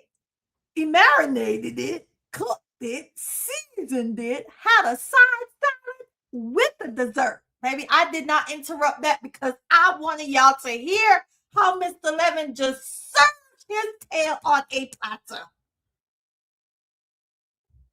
And guess what he did? And then do that. You can get your time back. Baby, that man served him on a golden platter just now. Look at Peacock Man over there sitting up, baby. That head standing up tall. And look at Dougie, baby. If he could just sink under that table right now, because Twitter is forever. Twitter's tweets don't go away, Dougie. They stay, honey. Y'all better hit the like button because I'm serving y'all tonight. And this is not even my night to go live. I'm giving y'all the tea. Hit the like button so y'all other friends can come and watch this. This is not for nothing else but for y'all friends to come and watch this. Hit the like button. He played chess with Dougie, was playing Connect 4. Correct. And Dougie taught that his VA is all good. Yet the employees and veterans letters to their congressional folks tell a different story. Fried Dougie hush puppies. Show did. I mean, continue with the disinformation. I mean, if I can't respond, that's fine. If that's if Am I that's allowed the to point. respond to that? No, I'll respond right back. We can go to this while. Because I'm not gonna let you sit Name there and do one, stuff. name one fact in what I said that was disinformation in any way. One fact. What do you? I mean, well, number one, the All of it's staffing publicly shortages are reported. sufficient. Our wait times are going down. Our veterans are getting Sure, the care it's that all they need. publicly reported, and you know that. You also know that 25 OIG was on 24. Did you have Dick McDonough in here talking about this? No. And I did too. When did you call me lately? When have you called me? You call me right now. It'll ring right there. YouTube videos are fun for hearings. Thank you, Mr. Chair. I'm going to respect the clock. So if Do y'all see how he act when people call him to the carpet? Just imagine how he act at home with his spouse. You see how mad he get and how he want to call people out their names and do all of this and carry on? What does this show you? Because your character speaks a lot for you, how you react when you in public. If you can't even be cordial and be respectful and have a man-to-man conversation like this, imagine how you act behind the scenes. It just goes to show. Anyway, let's go. I cut you off, it's because I've ended my 5 minutes, but I'd like to give you 1 minute, Mr. Secretary, to respond to Mr. Levin. I think the problem here is that some person, one individual, and I don't doubt this doctor has their own opinion, but they're not entitled to their own facts. They can have their own opinion, not their own facts. And the facts is when you look at our system, our wait times are going down. Our hospitals are operating. We're getting more efficient. We've opened 2 million more appointment times than was even last year before when I came in. We had the situations in our hospitals going, opening new facilities, doing more treatments. We're having more treatments for our veterans, for our women and other healthcare. We're actually providing more care in the community that we have been obligated to do under Mission Act. And again, am I going to have people in the community and even some of our own doctors who don't like what's going on? I think I said that earlier.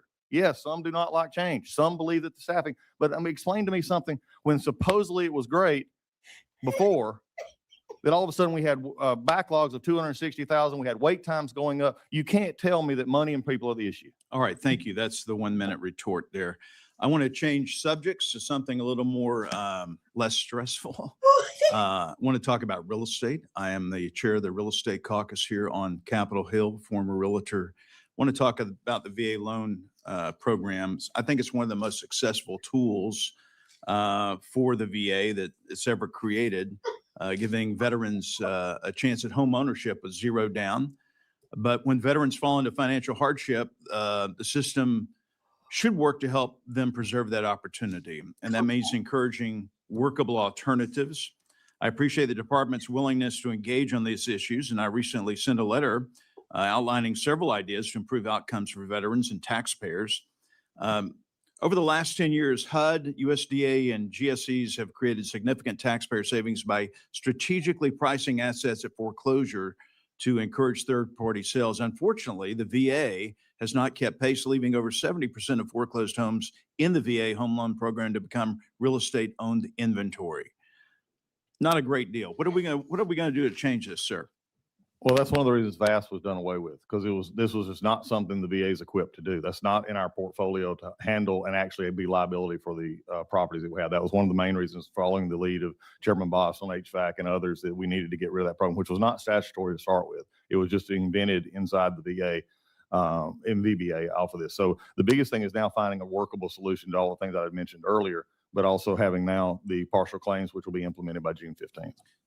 I want to talk about the VA home inspection, or as they call them, appraisals. As a former realtor, I don't know if you know how this works, but if you're selling a home and you're a listing agent, you have a fiduciary responsibility to the seller.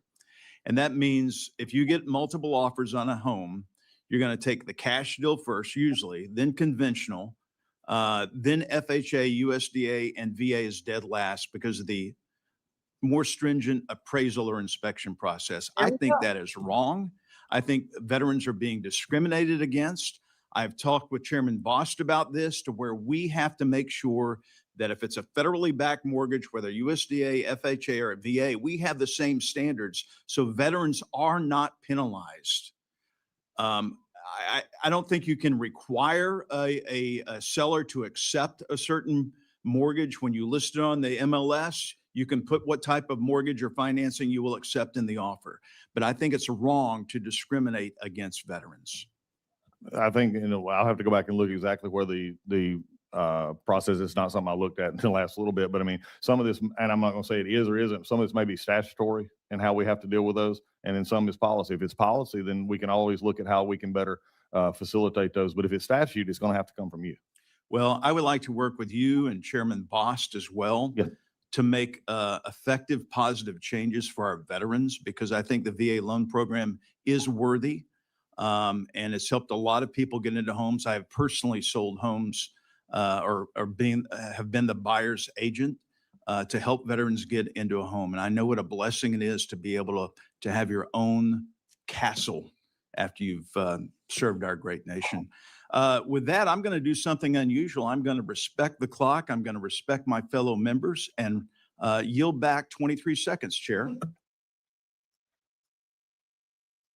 And that's how a real gentleman acts. Take a chapter from his book, Secretary Collins. That was a real gentleman right there. He didn't get loud. He was respectful. He gave you an opportunity to speak. He asked his questions. He didn't agree with what you said. He rebutted what you said, but he was very respectful. Take a page out of his book and stop acting like a kid that's 2-year-old that need a lollipop. Thank you, Mr. Chairman and Ranking Member, Mr. Secretary. It's good seeing you again. Good to see you, and, Assistant Secretary Toppings. I want to talk about my district construction also. And Okay. I think we've heard that from my good friend, Ms. Escobar. And I want to talk about northern part of my district, San Antonio, that I think you're familiar with, and in the southern part in Laredo, Texas. I also want to thank the chairman and the ranking member in the committee for allowing me to add two provisions to deal with those two, the San Antonio Audie Murphy Medical Center and the Laredo VA Clinic modernization and expansion areas. And first, I want to talk about Audie Murphy. We understand, as you know, Audie Murphy is in Military Town, USA, San Antonio, Texas. That's a major VA hospital with more than 400 beds, serving veterans from not only the San Antonio, but all the way down to South Texas. As the population in San Antonio is one of the fastest growing area, more veterans are relying on that system for specialized care.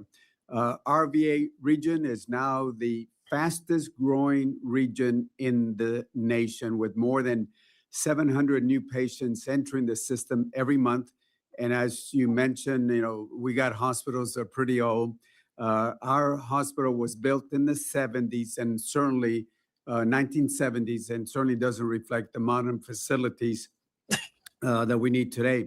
That puts a lot of pressure on our facility there in San Antonio. And basically the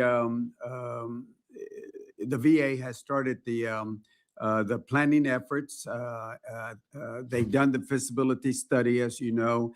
We're in the environmental impact statement. I'm familiar with the environmental statements. They take quite a while, but as far as we know, there's been no negative public feedback on this. So everything's moving along, and I would just ask you to do whatever we can to work with Richard Perez, San Antonio community, to move that facility as fast as possible. We'll be happy to, and Richard can give you an update on that from the budgetary standpoint. Representative, thanks for bringing that up. I think one of the questions that we had yesterday was that we didn't bring our investment in direct care. The president's budget has historic investments in direct care. Again, 2-to-1 on direct care, $120 billion in direct care. and then $10.4 billion in construction. The majority of that is in the clinical services.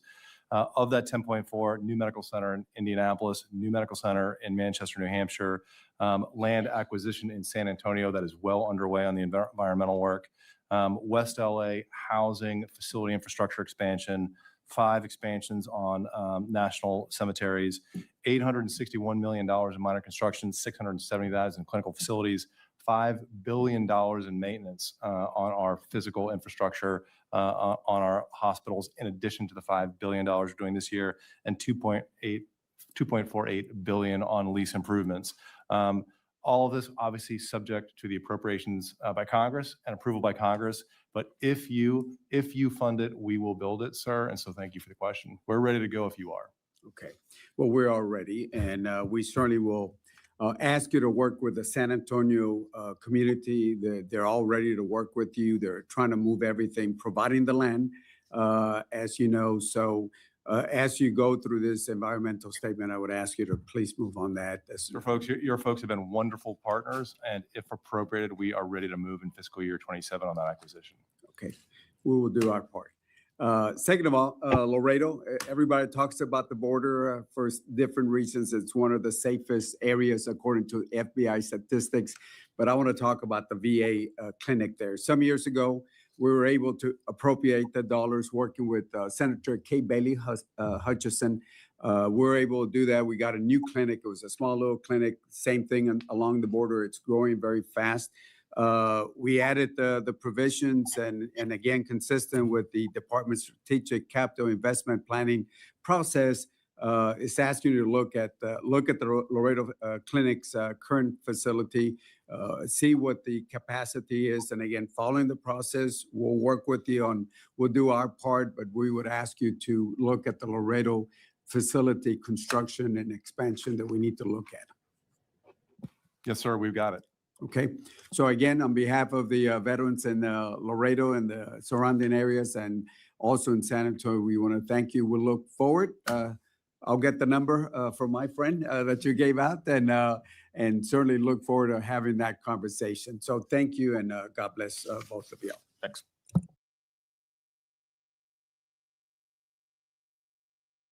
But I'm going to be very fierce on the 5 minutes. Oh, And I would also respectfully request our members of this panel, when you've asked a question or gotten in an argument, give the person a chance to answer. here we go. If not, I'm going to cut you off. All right, I'm going to start out.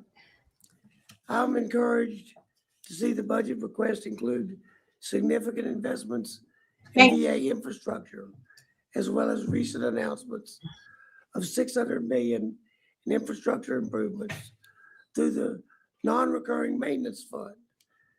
I was especially pleased to see some of these resources directed to Temple, Texas. We all understand that maintaining the VA facilities and replacing outdated equipment are critical to ensuring veterans receive high quality and timely. Y'all.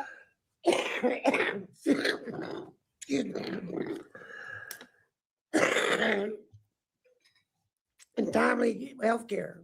This can't be real. Can you briefly discuss the infrastructure needs of the department and what you're seeing across the country, and highlight where some of the additional investments from non-recurring maintenance funds may be directed? Thank you, Mr. Chairman. As you know, we've got a backlog of maintenance in our facilities. Average physical plant in VA is more than 60 years on our facilities, and we've been addressing that. This year, we are spending $5 billion in maintenance. This includes the Temple facility, where we're converting 204 beds into private patient rooms, as well as a full electrical rebuild of the facility. Our FY27 budget proposal includes an additional $5 billion and maintenance to tackle that deferred list, in addition to new construction projects that we just shared too. So, sir, we're tackling it. We're moving forward. The budget, this is a historic investment in our direct care facilities. We thank you for your support. Thank you. Sorry. Ms. Wasserman Schultz. Thank you, Mr. Chairman. Secretary Collins, I think you can hear from Mr. Levin's questions and others that have raised the issue of the difficulty that the department is having in ensuring that hiring for the critical positions that hospitals need, clinics, CBOCs, is a challenge. So I would just encourage you, rather than digging in and suggesting that that is misinformation or disinformation, that you look into it very specifically and granularly, because I am not hearing anecdotal evidence once I go to VA facilities across the country and they're telling me the same thing. That's fine. We will. So, And so as it you is and I not, talked about, it is, and we're good. I don't think the gentleman from California means any disrespect at all. Suggesting that facts that he is presenting to you at a hearing are misinformation or disinformation is inappropriate. I'll discuss that with the gentleman as well, but also the OIG report that he does reflects what the is. Okay. Doesn't reflect I- actual shortages. I think okay. that's the problem. I'm just telling you. I appreciate that it. Thank you. We're good. I have heard the same thing. And so Me I as would- well. I mean, it's not something we haven't heard. I just don't think it's predominant. Okay, well, it appears to be deeper than you believe. Community care. April 1st, Ranking Member DeLauro and I sent you a letter, which we have not had an answer to yet. It is May 21st and May 20th, whatever date it is. 12 and a half hour markup last night. I'm not sure which end is up. But we don't know or understand why costs in community care have increased so dramatically. We need to better understand those key factors. And look, when you have a 367% increase in the cost of community care, when previously it was $9 million a year, and we're at 42 million now. That looks like a march towards privatization. And I understand that the Mission Act has led to an increase. Listen, I can't stand y'all. Y'all, there's something wrong with y'all. Why y'all say that they need a doctor on hand for that man? Y'all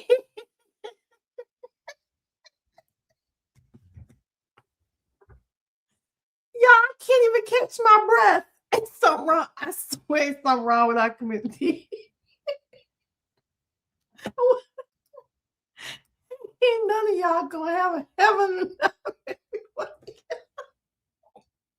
Wait, this fool said I blessed him. We good.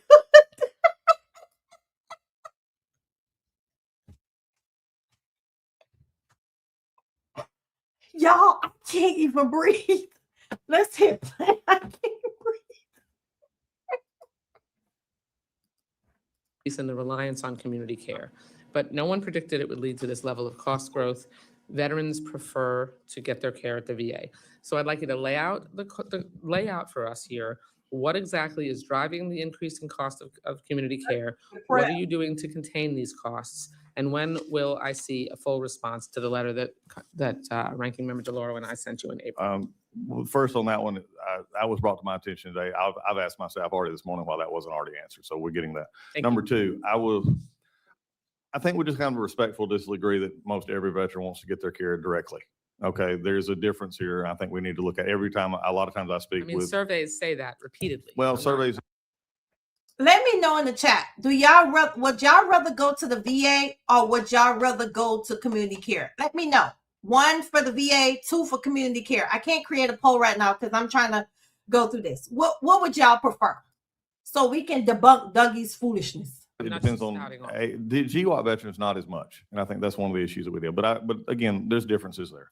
I want to lay out the numbers. Richard can lay out the numbers on what's happening and why we're also asking for the split of those two accounts. I think will account for some of your questions.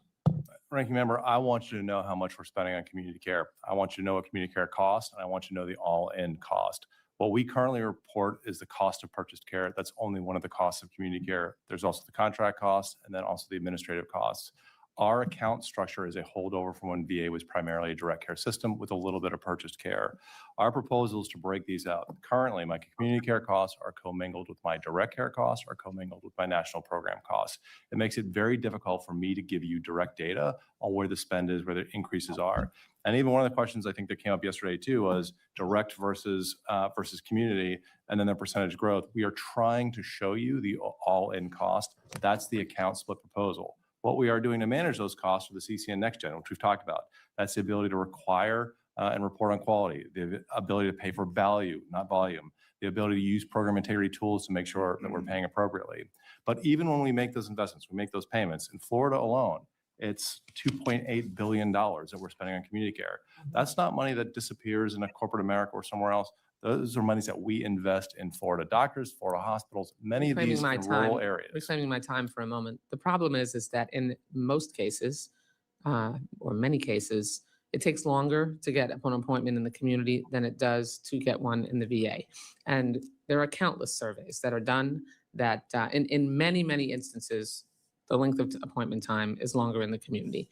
And there are surveys all over the VA, outside the VA, that I've never heard anyone say, until you did just now, that would suggest that veterans don't prefer their care at the VA.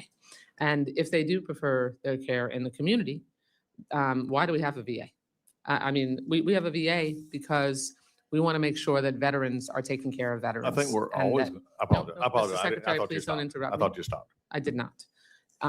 At the end of the day, we need, if we have a VA, which we absolutely should, that is comprehensively caring for our veterans where they prefer to be cared for, then we need to make sure that most veterans are getting their care in the VA. My time's expired, but Mr. Chairman, I am going to have other questions. I yield back. Mr. Bishop.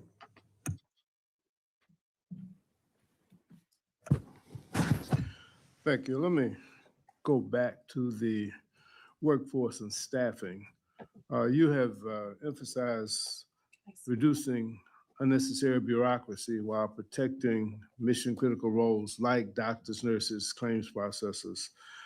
Can you tell us what the categories are that are increasing and what categories are decreasing, and what metrics we will be able to get from you to know that the reforms that you're proposing are not actually degrading the care delivery?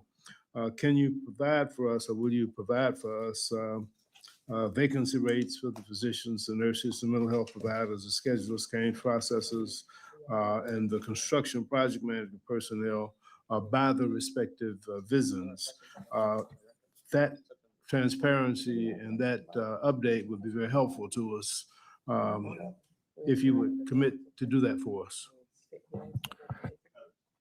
Yes, Congressman. I mean, we can provide that. It's about a 10% vacancy rate, which has been about a historic at the VA. Is really where we're still at right now. And we can provide you any breakdown that you would like to have on your visits or any of the facilities across the country going forward.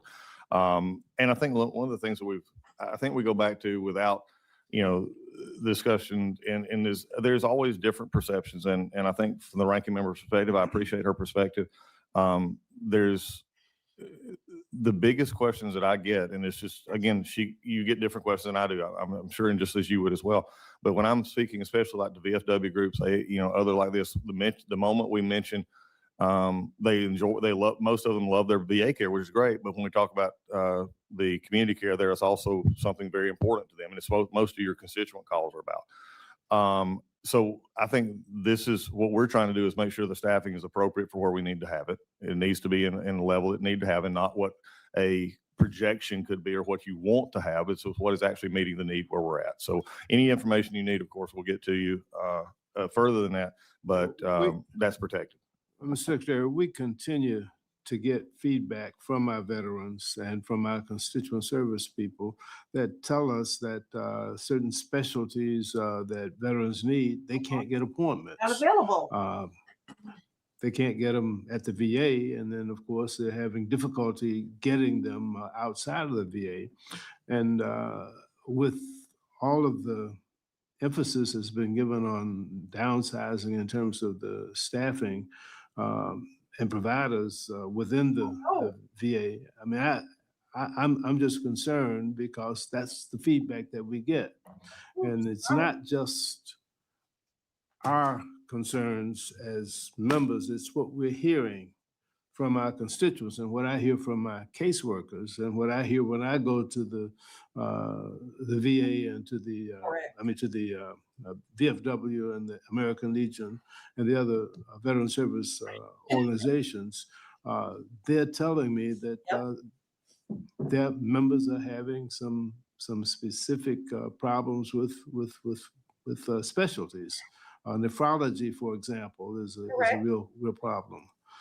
So I just would like to get some reassurances that the veterans and female veterans will be able to have the specialty care that they need without concerns of not having outside providers willing to accept veterans. Yeah, Congressman, I agree with you. And I mean, the one thing I've never said is that we're not outside the integrated health system of our country. We have the same issues that Columbus Medical and all the others have as well in hiring specialties. I remember my brother, who is not a veteran, it took him almost 4.5 months through his regular private insurance, which is Georgia State Health Insurance, to get an appointment for a issue that he had. And this is in the private sector.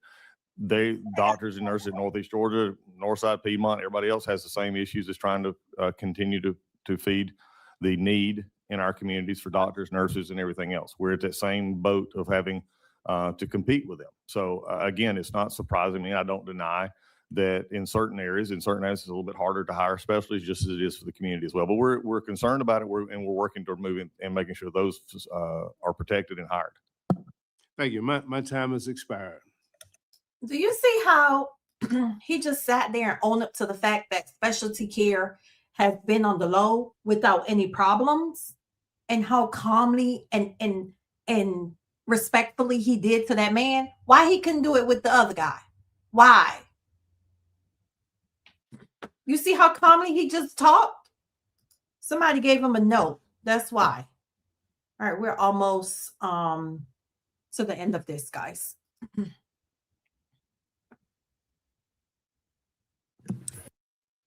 Thank you, Mr. Chairman. Mr. Secretary, regarding community care, the conversation, the dialogue you just had with our ranking member, I associate myself with the issues that she has raised. And I also want to say that my colleague, Mr. Levin, raises issues that I have also heard about. I think it's really important that these conversations be an opportunity for the department to look holistically at what members of Congress are hearing from their own districts. I want to pivot and shift gears to an issue that is important to my veterans in my community, which is home ownership. Last year, you described the VA Home Loan Program as one of the most effective federal programs in history, and I agree. It is one of the most important benefits that we can provide to our veterans. It's helped millions of service members and veterans achieve the American dream of home ownership, which is increasingly becoming more out of reach for most Americans. In El Paso alone, there have been more than 17,000 VA home loans over the last 5 years. So I think that you and I agree that helping veterans successfully access the benefits they've earned is a core responsibility of the department. But I think most people would be surprised to learn that fewer than 30% of veterans are even aware that the benefit exists. And fewer than 15% of eligible veterans actually use it. And for many who do, the home buying process can be complex and involve actors who are not always neutral or independent sources of guidance. I think I know the answer to this, but do you agree that veterans should have access to clear, trusted, and unbiased guidance when making major financial decisions like buying a home? Of course, and it should come from the VA as well. Excellent, thank you. So I presume that protecting veterans from fraud and predatory financial practices is also a shared priority for us. Is that correct? For yes, personally, and in effect, yes. Great. And Secretary Collins, do you believe that there would be value in improving access to trusted, independent guidance for veterans using the VA home loan benefit? I probably do agree, but can you expand on that just a little bit, just so I understand what you're saying? Well, I'm getting there. I think. Okay. I think you. I I know think you you're will doing that. agree with You're me. leading down the questions. Yeah. Let's just whatever you're headed. I'm pretty sure we're going to be pretty close on this. Okay. And would you support a program to provide veterans with independent VA home loan navigation services? There you go. to better protect them Inside the VA? Yes. Mm-mm. So my team and I are working on legislation called the VA Home Loan Navigator Act, which would do this, would help protect our veterans, ensure they have access to the information they need so that we can get them into the homes that they want to live in. This bill would extend the trusted model used for other VA benefits to the home loan benefit. It would create a voluntary network of independent accredited housing counselors.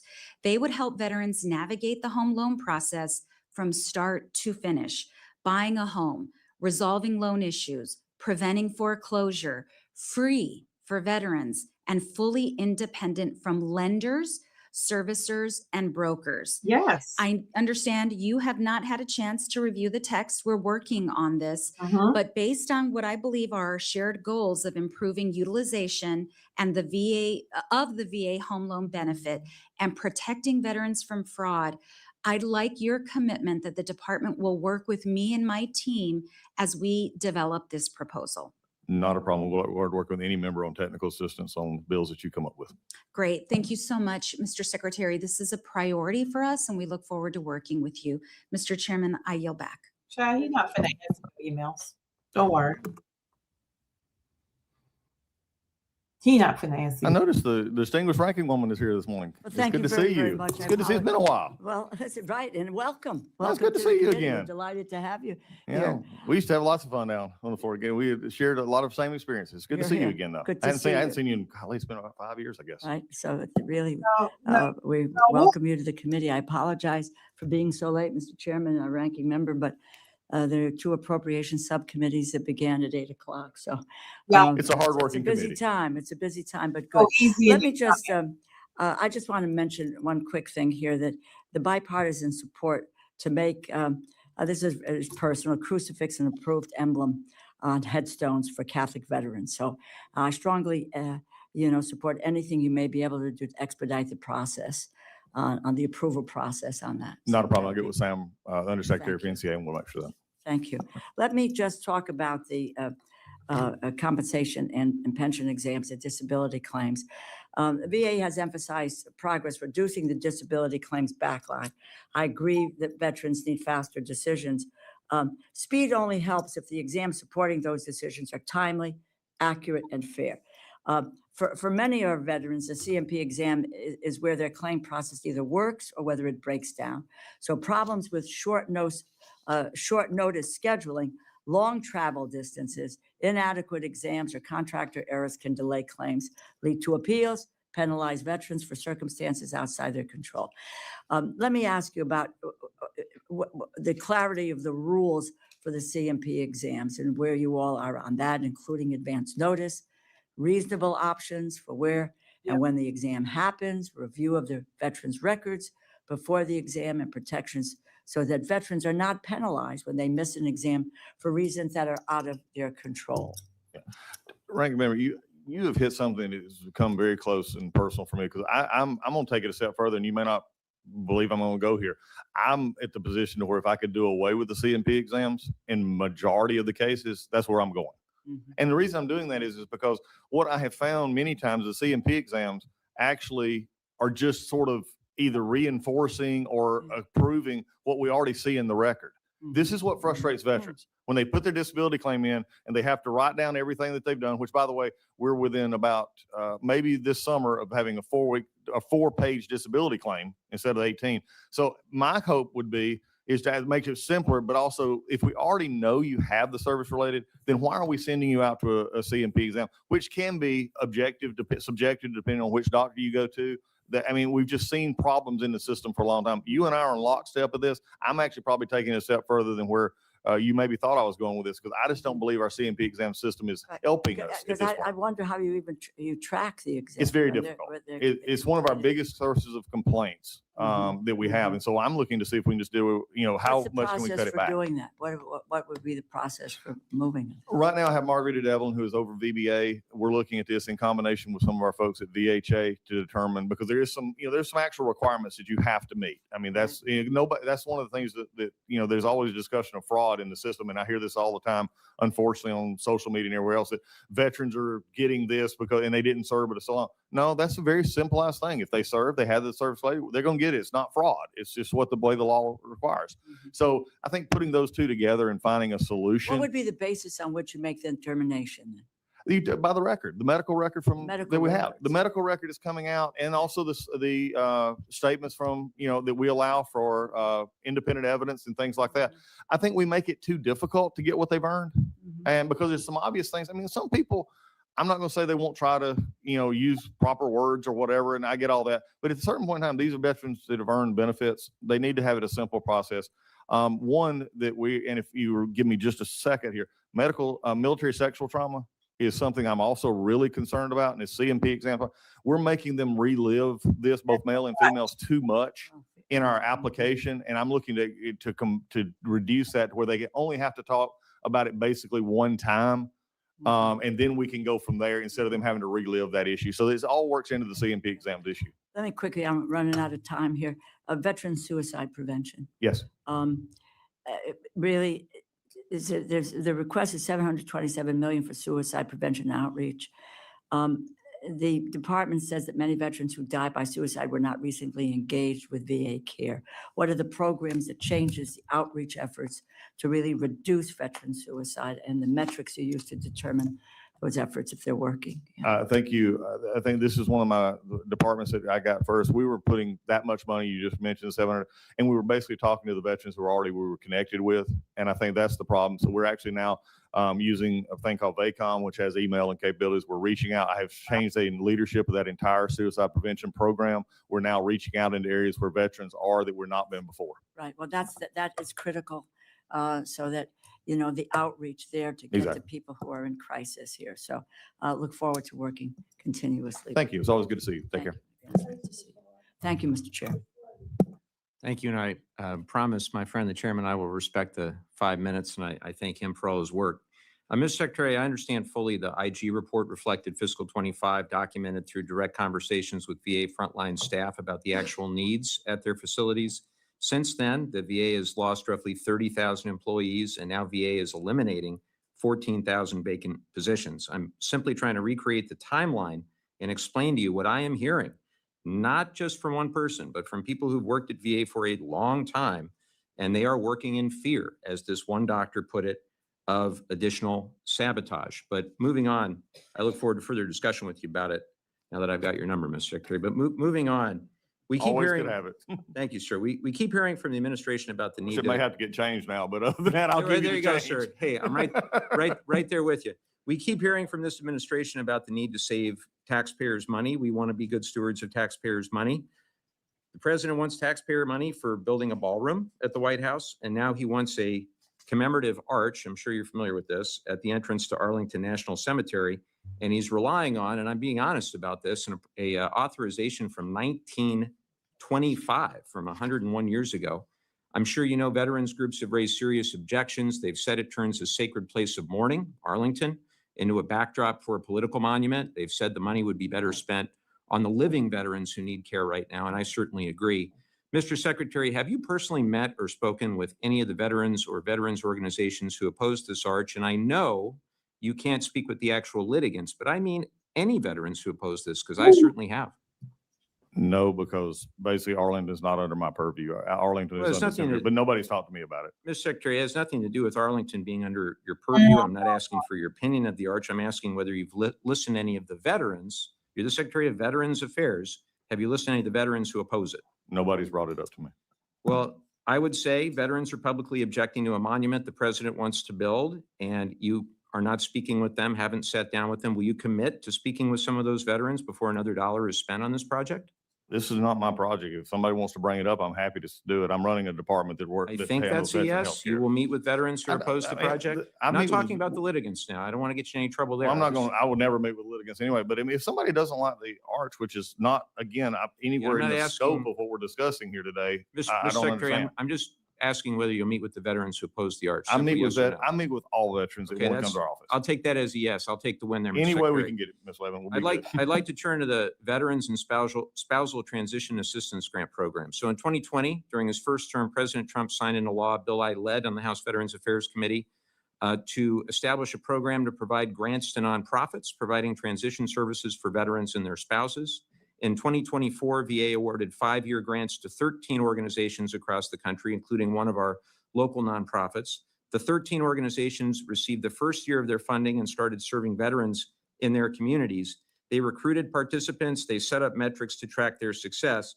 But this past September, when these organizations were supposed to receive the second year of funding, they received no funding, and moreover, they've heard nothing. I can understand if these delays were the result of the government shutdown at the time, but that ended 6 months ago. Many of the grant recipients have put their transition services on pause because VA has failed to provide the funding it promised for grant program 2 through year 5. Mr. Secretary, Congress has directed VA to establish this program. The subcommittee has shown its support time and again, including in the committee report in our bill. And my staff has been asking about this in good faith, sir, for several months and haven't gotten answers. So Secretary, are you ever going to fund these grants?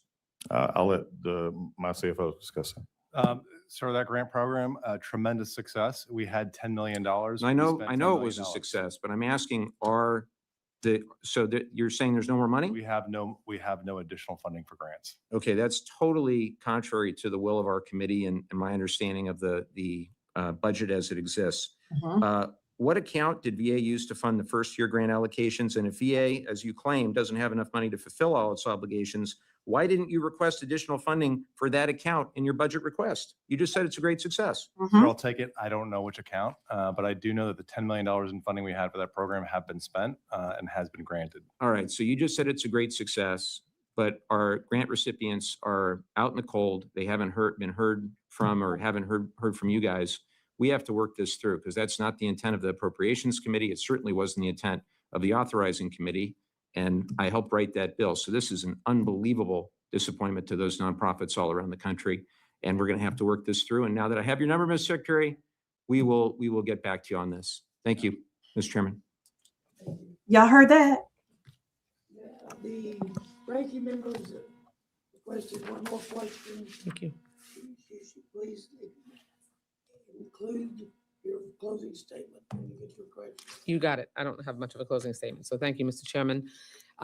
We'll close where we began with the VHA reorganization.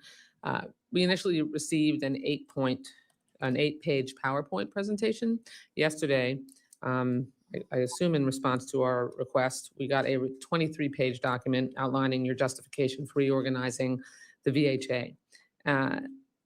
That's something that we should have had from the beginning. I mean, the Clinton era reorganization, which was the last time VHA reorganized, was over 100 pages. The law requires that would be the first document that we receive before any reorganization occurs. And we're still reviewing it because we just got it yesterday, but your staff told us in past briefings that one reason the reorganization is needed is to ensure clearer and consistent policy across all medical facilities. You've also cited several GAO and IG reports, another example of why we shouldn't be cutting them, that highlighted these challenges. However, no report that I can find, Mr. Secretary, recommends a reorganization as the solution. So why did you specifically decide a wholesale reorganization was the solution rather than dealing with the challenges one at a time or in chunks? And what's your plan to measure veteran impact? How will you know that this reorganization works and that veterans are better off as a result of this reorganization when we have no recommendation by any independent entity for reorg, and we really have very little information that explains why it's necessary? I'll be just short and to the point. There's been suggestions around the edges for reorganization for this department for 20 plus years. So some take it in pieces, but I looked at this as a position in which there was not a Band-Aid needed, there was needed stitches. And not even stitches, they may need to be more because you can't fix. This is the problem that's been at the VA for a long time. We try to fix one piece without looking at the total piece. of the project. VHA had just got to the point where, especially this the leadership structure was not sustainable for the veterans. And how I know this is working and going to work is that the local hospitals, the local clinics will have the ability to help the veteran that walks through the door. That's the metric that we use. We don't use metrics of anything else except is it affecting the veteran and getting the care they need. And I think this is going to do that. I think we can have the continued conversation, especially because I think this is going to help our direct care more than anything else, because the actual folks. What's your plan to measure veteran impact? Saying that you want to make sure it's all. Well, I mean, we have. focused is great. Well, yeah, I think it's what we always have from our satisfaction scores, which by the way are 83%, the highest they've ever been from our veterans giving their own impact. Forgive me. I'm sure. Do you mind deferring to Mr. Topping if he has some details on the measurement aspect of veterans satisfaction and impact? Words out. And that's what I was explaining. I mean, is we have this all. And also, we'll measure it through better policy through our wait times, opening up more facilities, opening up our surgery floors, tools. What I'm not, maybe I think, because I want to make sure. I mean, the way we measure things is we have plans specifically laid out on how measurement tools. We're going to continue to use the same measurement tools we currently use to measure patient satisfaction, quality ratings, CMS ratings, star rate, all of those that are currently there. There's no need for new metrics. How will you tie those to the reorganization? I mean, you have a reorganization, you have measurement tools. Your reorganization measures the general satisfaction, but how are you going to measure whether the reorganization results in improved veteran impact and benefit? Well, I think it's one and the same. It's air and breathing. So, I mean, at a certain point in time, I mean, the way you measure that is, are we getting the tools needed to the local physicians and local doctors to do what they need to do? Okay, I want to be respectful of the chairman's request for me to finish in my 5 minutes. But I mean, we'll have many other conversations about this, but we need granular, detailed justification. We need to make sure that we understand how it is that you're going to directly measure reorganization's impact on veterans, whether or not that reorganization resulted in improvement of the care and quality of life that result from the treatment and the impact of the VA's reorganization. So I look forward to continuing to talk with you about that. I have other questions for the record, Mr. Chairman, that we will submit. And I mean, this is the entire process of caring for veterans is an ongoing one. But when we identify problems that, because we're, all representing our own congressional districts, I trust and hope that you take our feedback seriously, not question it as being wrong or somehow designed to target you. This is my closing, Mr. Chairman, Mr. Secretary, and I know I'll have many other opportunities to talk with you about this, but the ongoing communication and the granular detail necessary for us to make sure that we are able to make the decisions that inform how much funding we provide you and the structure of how that funding is appropriated is going to be really incredibly important. Veteran quality of life and impact is our top priority, as I know it is yours. Thank you, Mr. Chairman, and I yield back.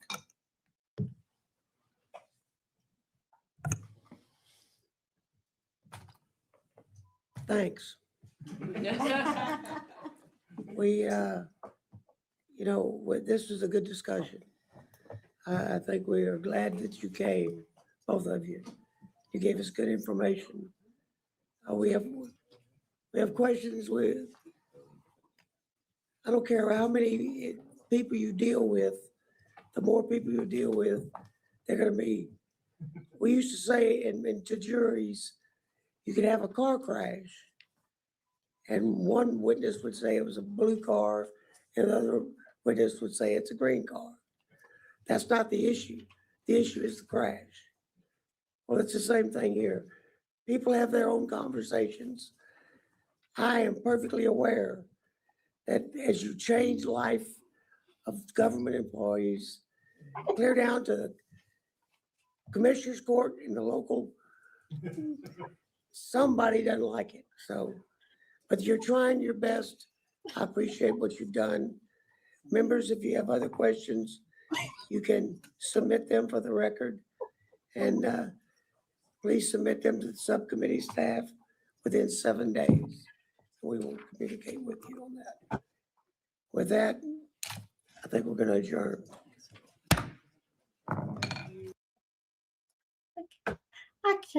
I cannot stay, y'all.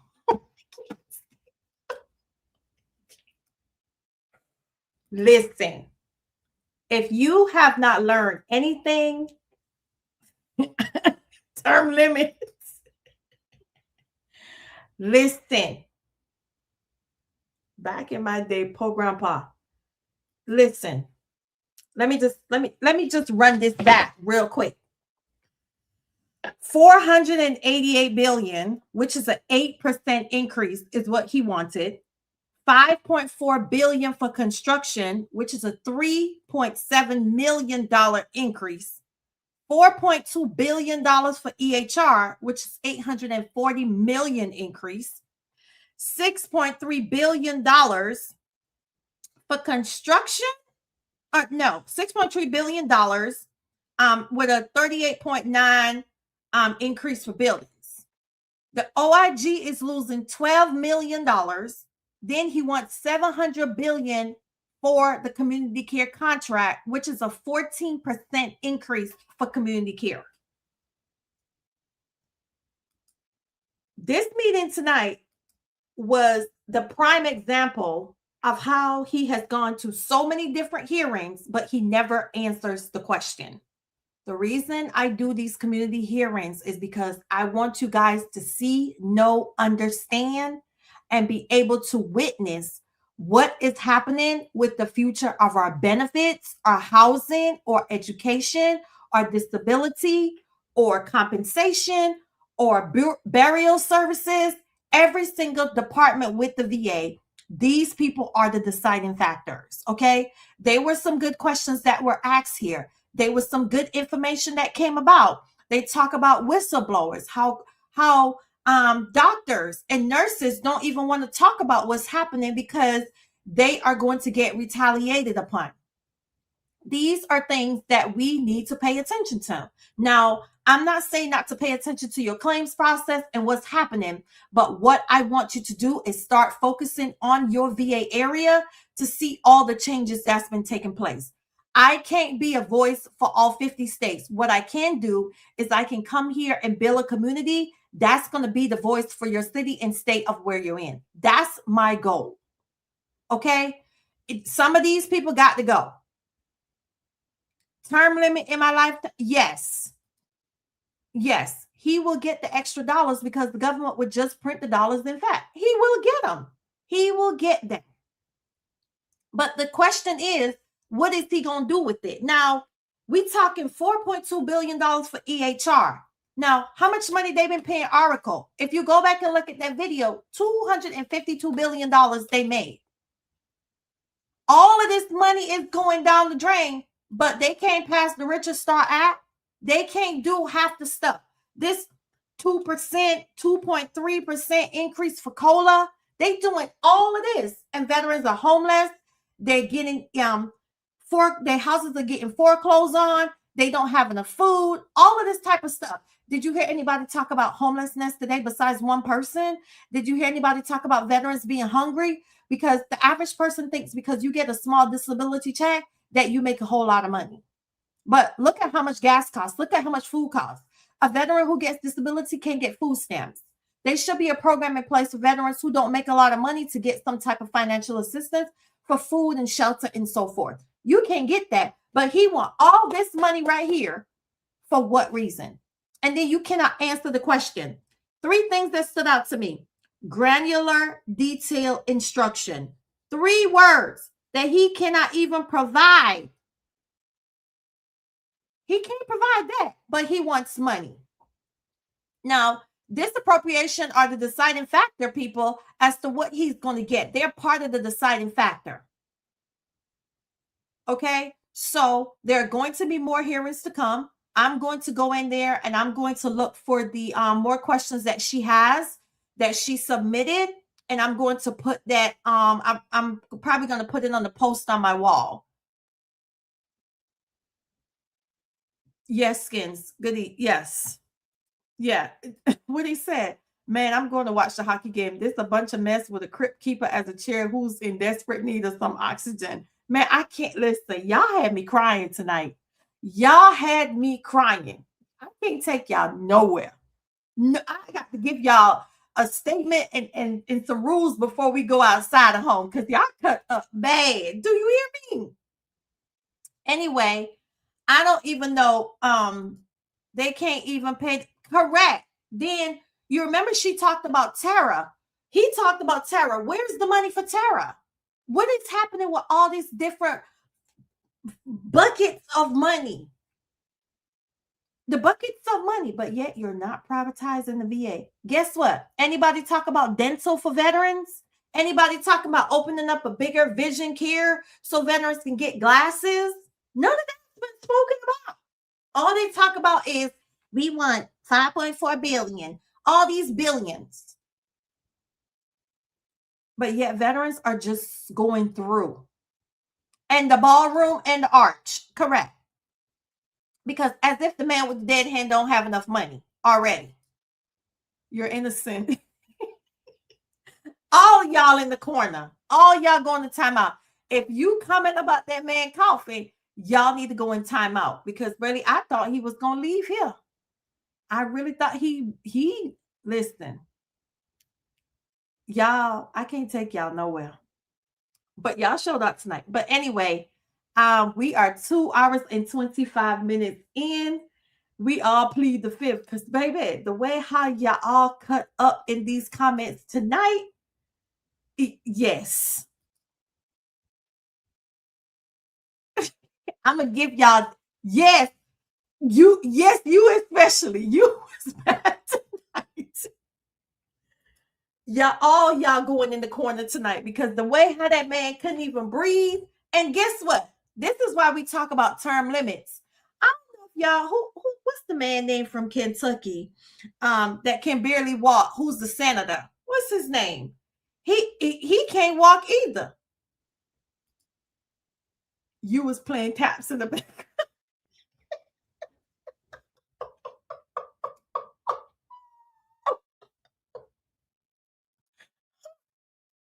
Y'all messed.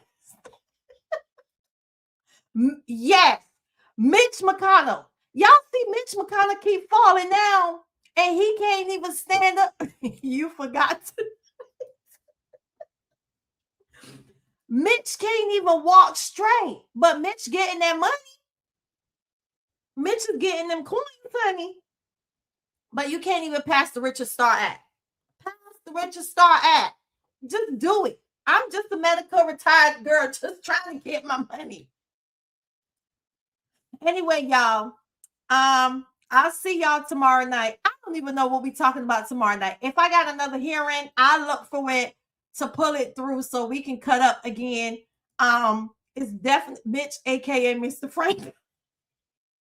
I thought you was going to watch your hockey game.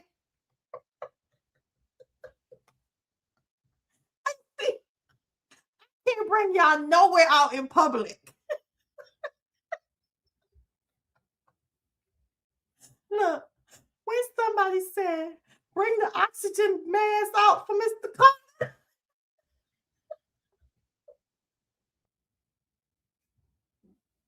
Y'all, catch my breath because y'all cut it bad.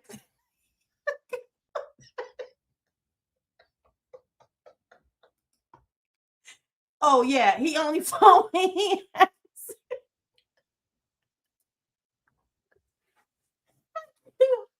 I can't listen. All y'all going time out till tomorrow. Y'all going time out till tomorrow 8:00 because the way how y'all cut up tonight. Oh, I think about my talk. Wash my mouth out with soap. Yes. Think about everything y'all said tonight. Wash y'all mouth out. Make sure you say your prayers before you go to bed because y'all truly cut up. But anyway, I love y'all down. Thank you for supporting me so much. And for those of you who sends me comments and messages and emails, I so appreciate the support that you guys and the family that we have built here. when I created this space, I wanted it to be a voice for all veterans, not just women veterans. I want it to be all veterans. And so our future is dependent on the people that's at this committee hearing that's making the decision for our future, right? Poor Mitch, we're forgetting where he is. He sure do. He only had no sense of direction. But the fact that is that all this money is going in places, but we're not seeing any results. And one thing you guys are going to learn about me is that I'm very direct, right? If I know that something is wrong, I'm not going to condone it. If I know, and I know that Dougie, everything that he's doing is not going to be perfect. But one thing that I want you to understand is that your integrity, it would take, and your character, it would take you places that you would never imagine to be. And if I had to ever have an opportunity, if I was going to choose Dougie, it was never going to be, because you can see that his integrity is not there. He tries so much, okay, to hem me haw and all around the truth. Just tell the truth. If you made a mistake, just say you made a mistake. Own it, learn from it, and move on from it. But when it comes to him, the word salad for me, I cannot deal with it. Say I made a mistake. Say I love Twitter. Say I'm always going a whole bunch of places. You do. You always tweeting. You always doing a video over there, and you doing all this other stuff. But when is the last time you sit down or you invited veterans to a panel to answer questions? How about that? How about get a panel of veterans, get a panel of VSOs, a panel of accredited agents, a panel of somebody to sit down and have some conversation? It's needed. It's so much needed. But anyway, guys, thank you guys so much for showing up. I'll be back tomorrow night. Not sure what me and Nat are going to talk about on FF, but we will come up with something tomorrow. Have an amazing night. Be kind to each other. Share this with another veteran. Thank you guys for always being here. Make sure that you stay safe. Do what you need to do in order to make sure that you are doing well. Rest well tonight, and I'll definitely see you guys tomorrow. Take care. Love you guys down. Bye. You're not alone. You got a voice. Stand strong. Stay informed. Her vet